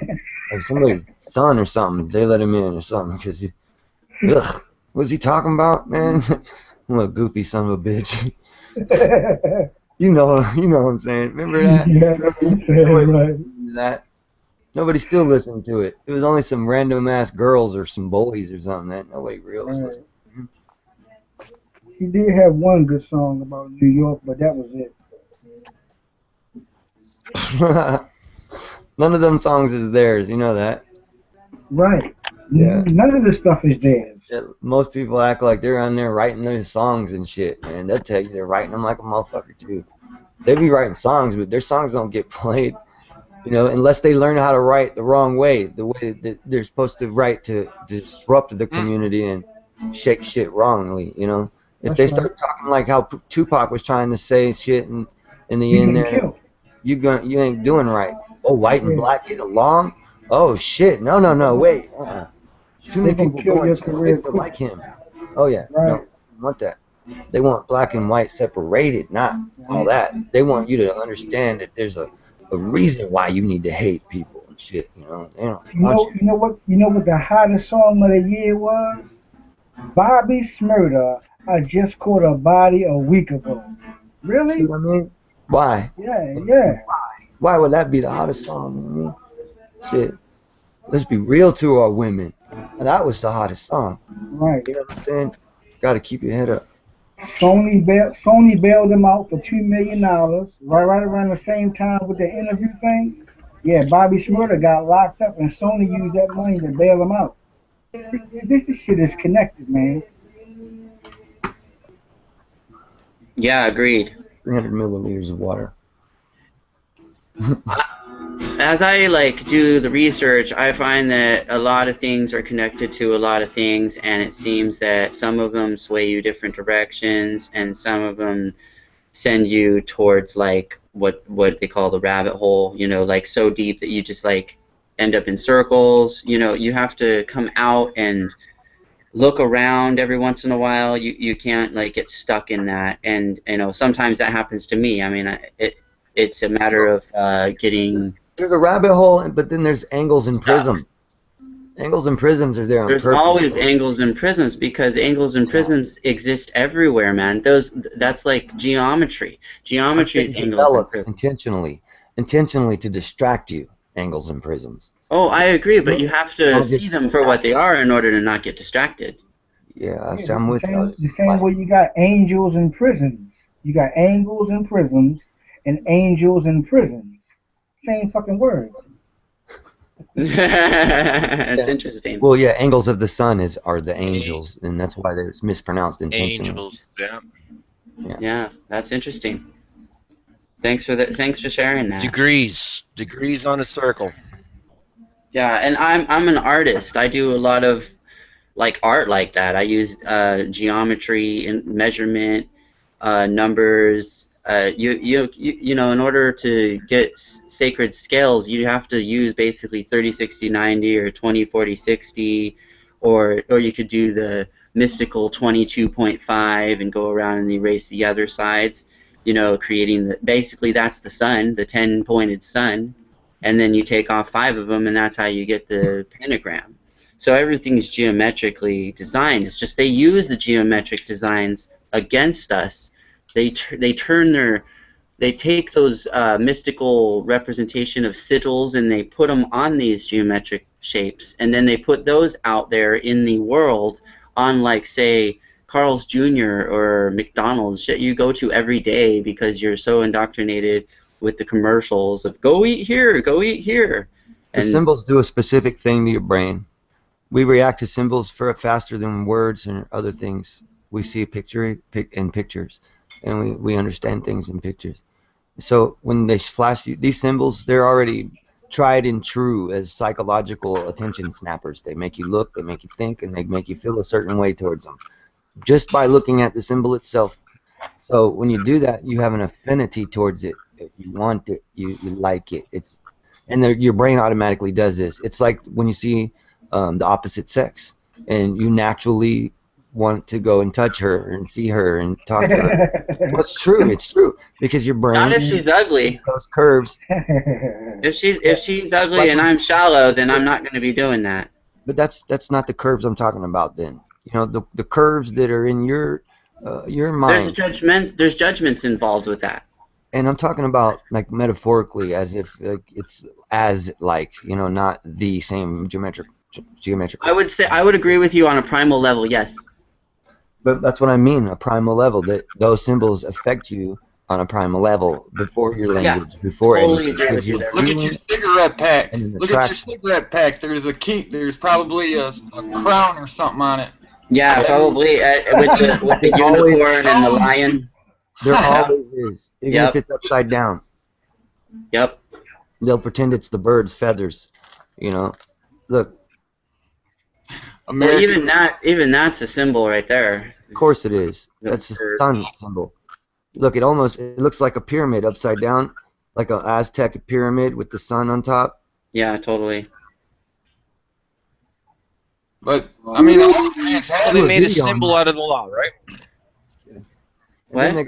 They made a symbol out of the number for the law, right? Then it's number the 5. Japanese sun. Look at the sun right in the back. Oh, right, the sun. So yeah, the symbols are everywhere, man. The number.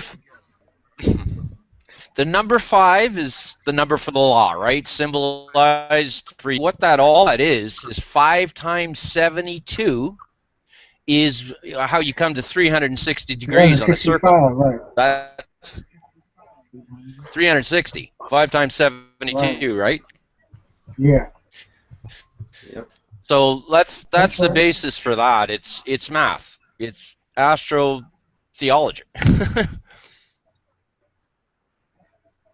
Yeah, so like that's how the Mayan calendar worked, except they also added other things to it, like from other like the Venus. They tacked the 280 days of Venus, and then the 360 days of Earth. They actually did 360 days of the Sun instead of 365 because the Wayeb, which is the last 5 days, they didn't count in the calendar.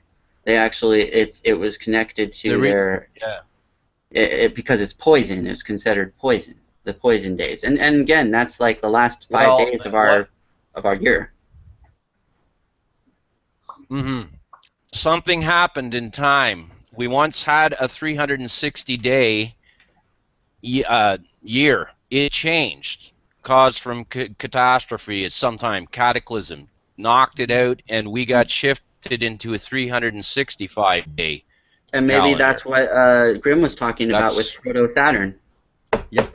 It all goes back to that. Yeah, it's sometime. Yeah, it Like goes you back. said, Like you said, take it though, if you want to take it into a point.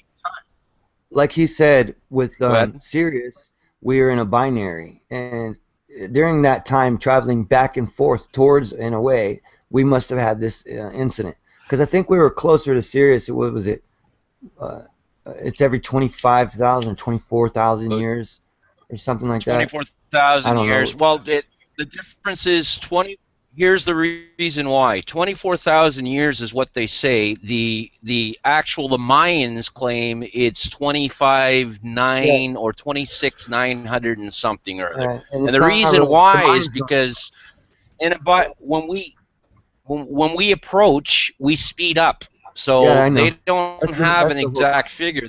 The problem, the real reality is somebody witnessed this in history. Yeah, I mean, people were there and saw this. We went through it. There's definitely, and they recorded this in history. So they saw stuff 12,000 years ago. They also built. Can I add something? To tell us this stuff. They built pyramids Go ahead. that point towards these things that were there. Okay, so, can I add something? Yeah. Oh, I just wanted to say what he was saying about the people knowing in the past, I think that has to do with the Sumerian text showing us that they were looking at it from the outside in instead of the inside out. Like they looked at us as the 7th planet, where we look at us as the 3rd planet. Right? There you so go. the 7th planet from Saturn, not the 7th planet from the Sun. Anyway, go ahead. Do you understand what he just said there? What happens in Yeah, I understand. He just got closer to the sun. What happens in ancient cosmology? it goes from macrocosmic to microcosm. It goes from stars to planets, to our solar system. Okay? And originally, they were focused on constellations and the stars. Go ahead. What were you? What micro? You're saying that stars are the micro, the macro I was saying, planets? I'm saying in their in their system of how they've designed their astrotheological system, it's originally macrocosm. It's dealing with the stars, constellations, and particularly it's focused with Sirius, our binary system. They've known that we've been in a procession of the equinoxes forever. We're just waking up to that fact now in modern times. Scientists the last couple of hundred, they're figuring out from their symbolism and whatever that the Egyptians, they knew we were in a binary star system. The Giza pyramid complex is nothing but a giant observatory, and it's tracking the star Sirius. Because it got down to planetary, to our solar system when this phenomena happened with Saturn. Macro and micro would be different, because that's not that. Those are the same scale. Planets what I mean is they're planets and stars. That's why you confuse me. That's all I'm saying. What I'm saying is okay, their cosmology is based on planets, okay? If you look at Judaism, take a look, it's ingrained right in their symbolism. Take a look at the menorah. The heavens, everything thereof. No, I know that's that. What cosmology is. Look at the definition. It started with that. I understand that, but it gets relegated down to just our solar system and the planets and the sun as being the gods. If you look at theology and whatever, you're going to find out the Elohim is really the planets. They're the five classical planets, I make videos the about sun that. and the moon. Yeah, check out my channel, man. I make videos about that. I make videos about that. I read Velikovsky and stuff. So do I.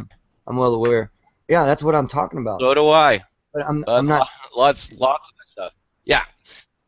So what I'm just trying to say is they've turned it from a macrocosm cosmology. That's what I'm saying. Yeah, I think you thought we were arguing. I was trying to agree with you. No, we're not. Well, I'm not arguing with you. I'm just trying to more like a debate. You're on the same thing. It's interesting. Yeah. I'm not just adding debating. to it, you know. I'm just trying to add in. I don't feel like I am. I just adding to the pieces. I just thought you might have felt that I was being aggressive when I'm agreeing with you. It felt like you were defending yourself. The Illuminati, they're worshiping the planets, okay? In our solar system and the planets. I don't believe they're worshiping any of that. See, that's for you. That's the trick. Pretend to worship something, so we worship the thing they created for us even harder to fight it with. You know, we take that gives us a rationale that, you know, things must be real. I mean, they're powerful people worshiping things. We better cling to our gods right now, and which they created for us, and we don't know that, right? And then fight them with their own shit. Yeah, right. That's the trick, though, guys. That's all it is. You're right about that, because if you scared of what they're worshiping, you definitely want to run right to Muslim, Christianity, Buddhism, or Hinduism. You're going to run straight to it. You're going to head for the border because you're afraid of Mithras and Satanism and Lucifer. You thinking? I say, look, the word evil came out first. Then they added the letter D to it and created devil. It's just the word live backwards.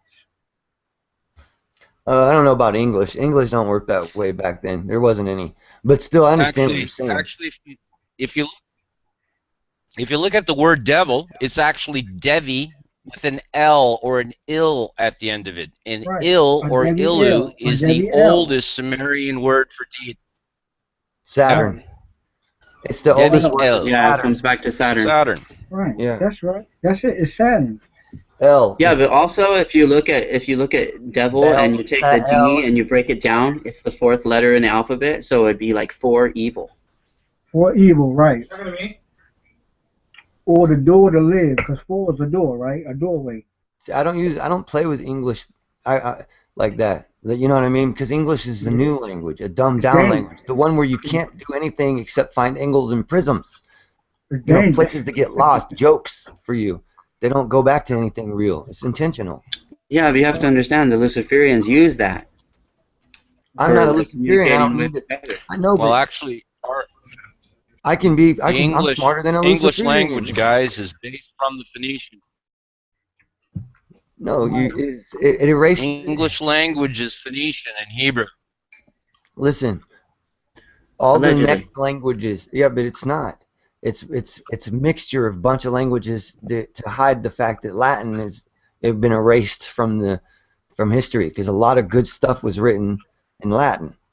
You know, a lot of our major shit that keeps the major knowledge understandable is Latin. They want to, you know, the Georgia Guidestones, when they want to, somewhere in the future, wink wink, we're going to give you guys a one world dumbed down language.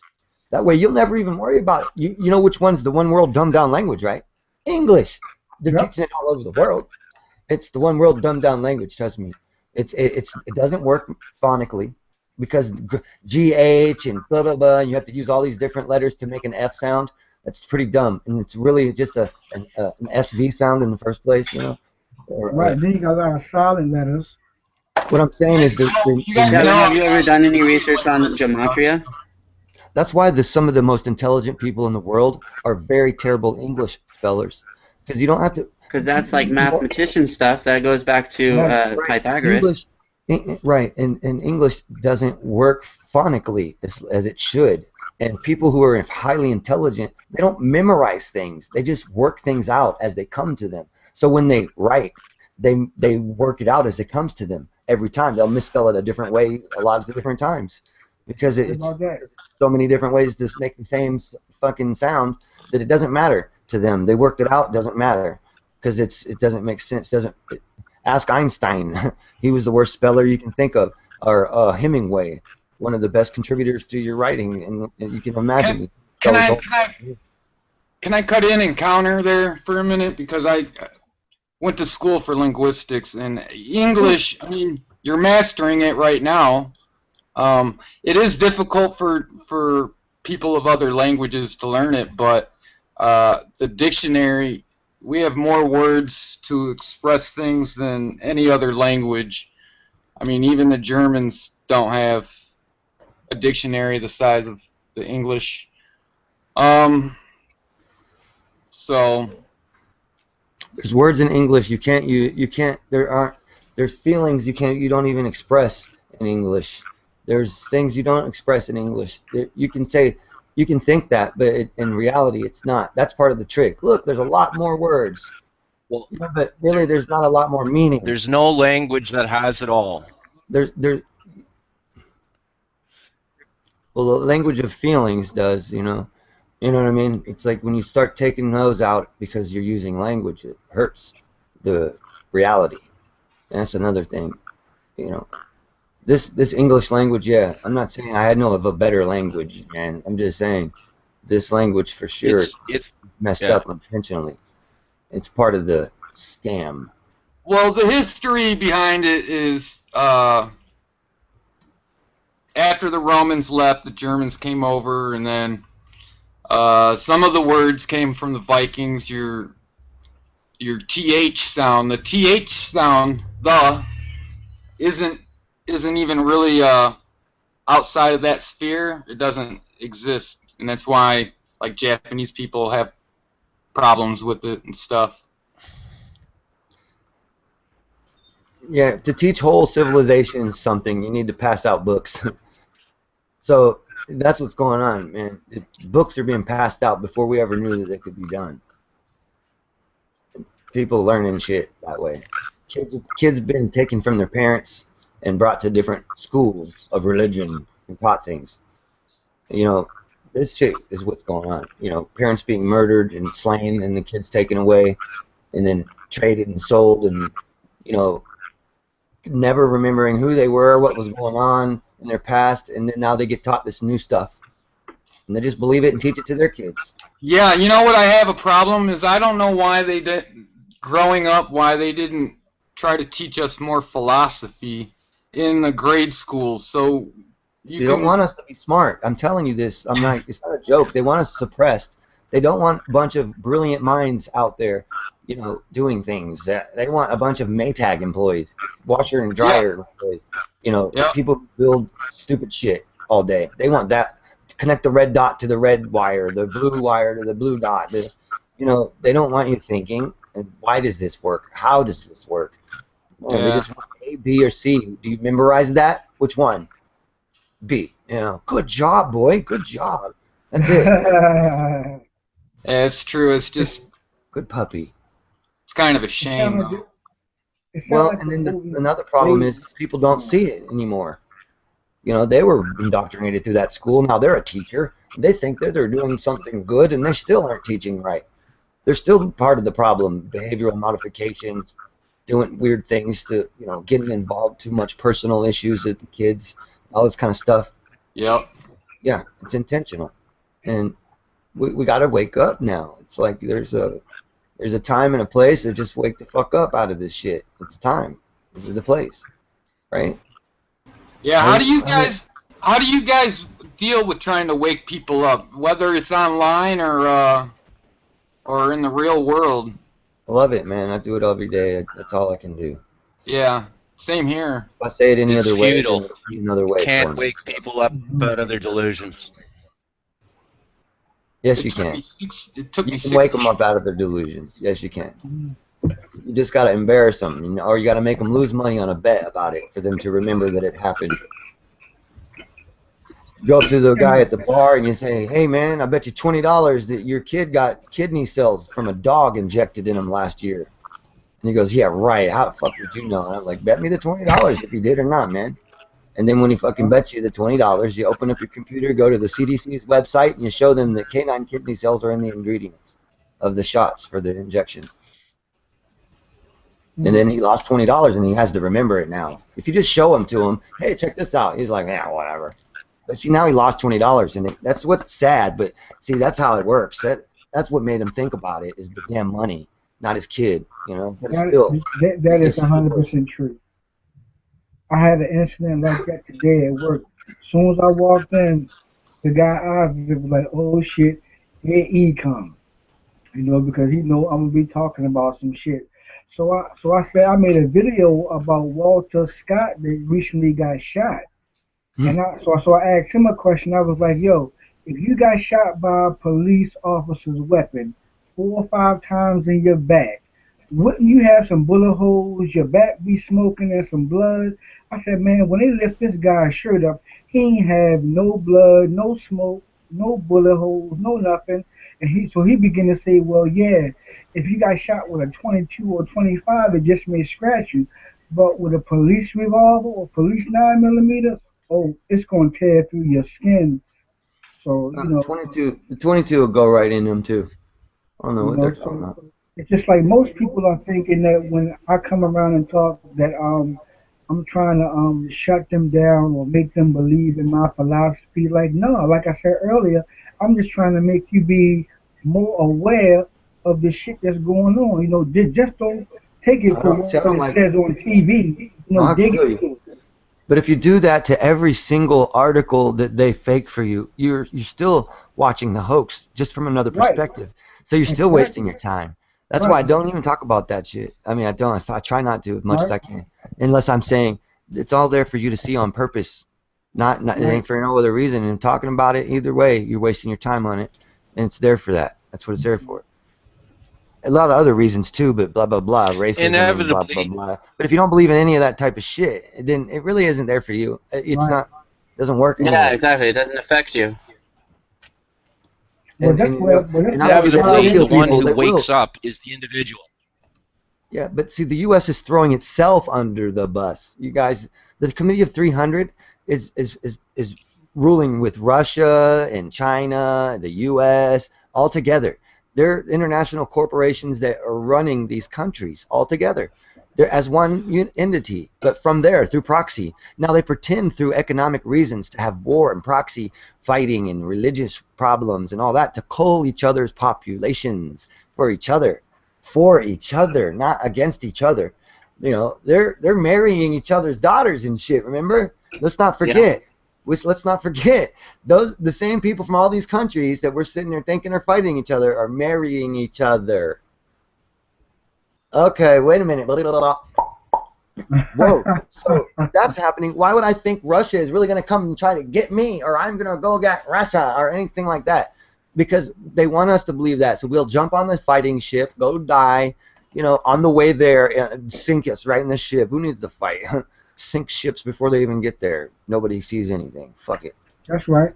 People don't understand the reality of what it is here. They create these bandwagons to see if we would react to them. That's right. All this fucking Bitcoin, all this bullshit. Just give me a break. FBI's got the largest Bitcoin wallet in the world. Go figure. Let's not fuck with Bitcoin. They obviously can manipulate the goddamn money and watch you. Not only do they bundle us through social media, through Facebook, Twitter, and all them other relative shit that they get all of our information from, but they also bundled us with this conspiracy, government, highly New illegal. World Order. Right, Listen, right. So it's like if they got us tuned in, excuse me, if they got us tuned into their shit, we forgetting about ourselves. Yeah. As people, we should all step outside, go to our local government information storage building, and smash it down. It doesn't belong. We're not. It's illegal. You're doing something illegal. You're collecting all the data of everybody's thoughts that never thought it was supposed to be out there for you. If I make a message to somebody, it's to my subscribers or to the people I specifically allow to watch me. If I say public, that's another story. But you got access to every single thing I ever do. Any private emails, any private thing. If I want to tell somebody I love them, I don't need that being on there for you. You know what I mean? I just don't. Yeah, all that stuff goes to Utah. And it's not about me hiding anything. It's about you using all the little sound bites of information you can to predict the future and feed me your fake reality.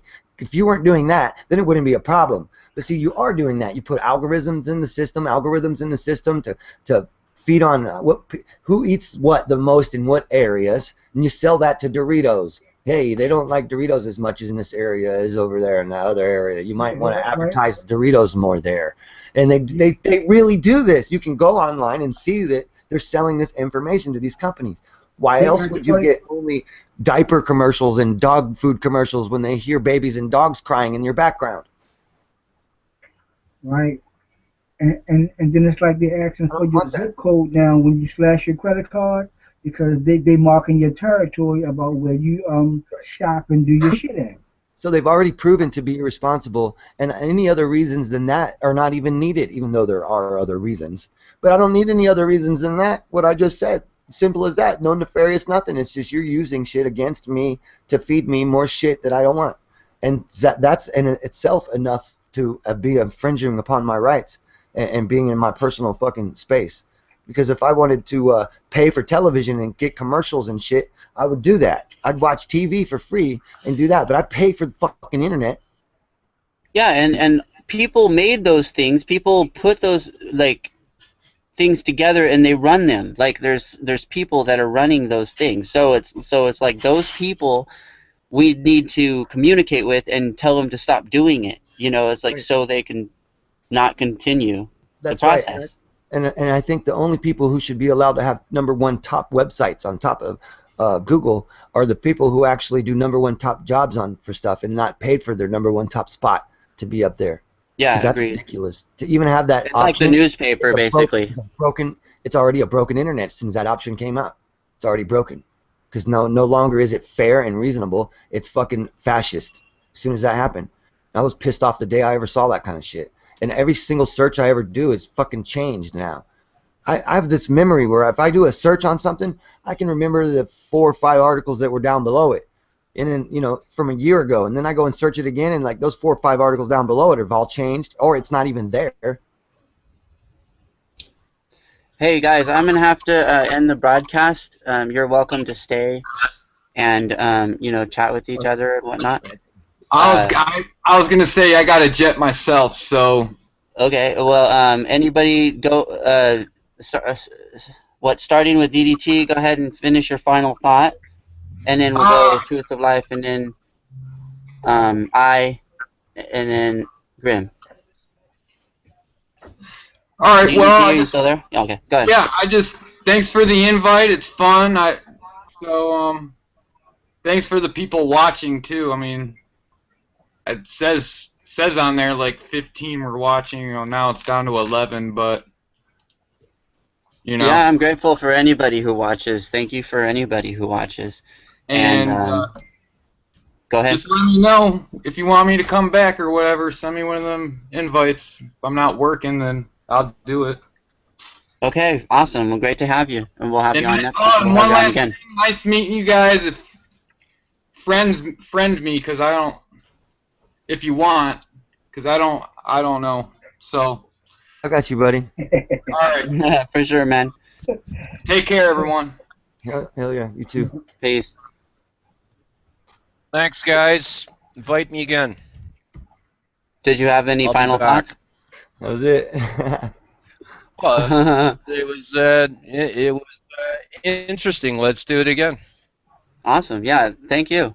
And I followed some of your stuff, and I find your stuff very interesting. So we'll talk again. Truth of Life. See ya. Yes, most definitely. Thanks a lot for inviting me. You know, I always enjoy myself. You know, Grim. You know, I always love the EP-09 information. And, you know, just let's remember who we are. You know, let's remember to have some fun and enjoy our life and not get caught up into everything, you know, and get back in the family. You know, that's just where I'm at right now. You know, I'm pulling the plugs on some of this stuff and just trying to get back with my family before I actually leave this fucking planet. Yeah. Awesome. It's great to have you. Thanks for coming. Thanks a lot for having me, man. Y'all have a good one. You too, man. Peace. Go ahead, Grim. Yeah, Eric's cool. I like. Yeah, you guys are awesome, man. I appreciate you having me on. I always have fun with you, dude. Yeah, me too, man. We think a lot alike. Yeah, you always let me rip. I saw you choking on some stuff. I just wanted to get in and choke on some stuff with you. You know it. Yes, sir. Man, thanks for having me out, man. I'm gonna take off and you know, say bye in your chat room and shit before you close it out. Okay, go for it. Great to have you too, man, and we'll have you on again. All right, everybody in the chat. I didn't really get at everybody, like, you know, but hi. All right, I'm out. Peace. All right, this is Wisecraft signing off.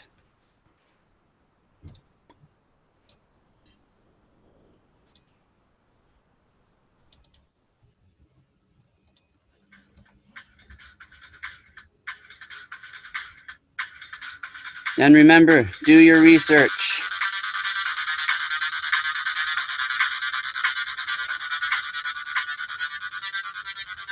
Thank you all for coming. Thank you all in the chat. See you next time.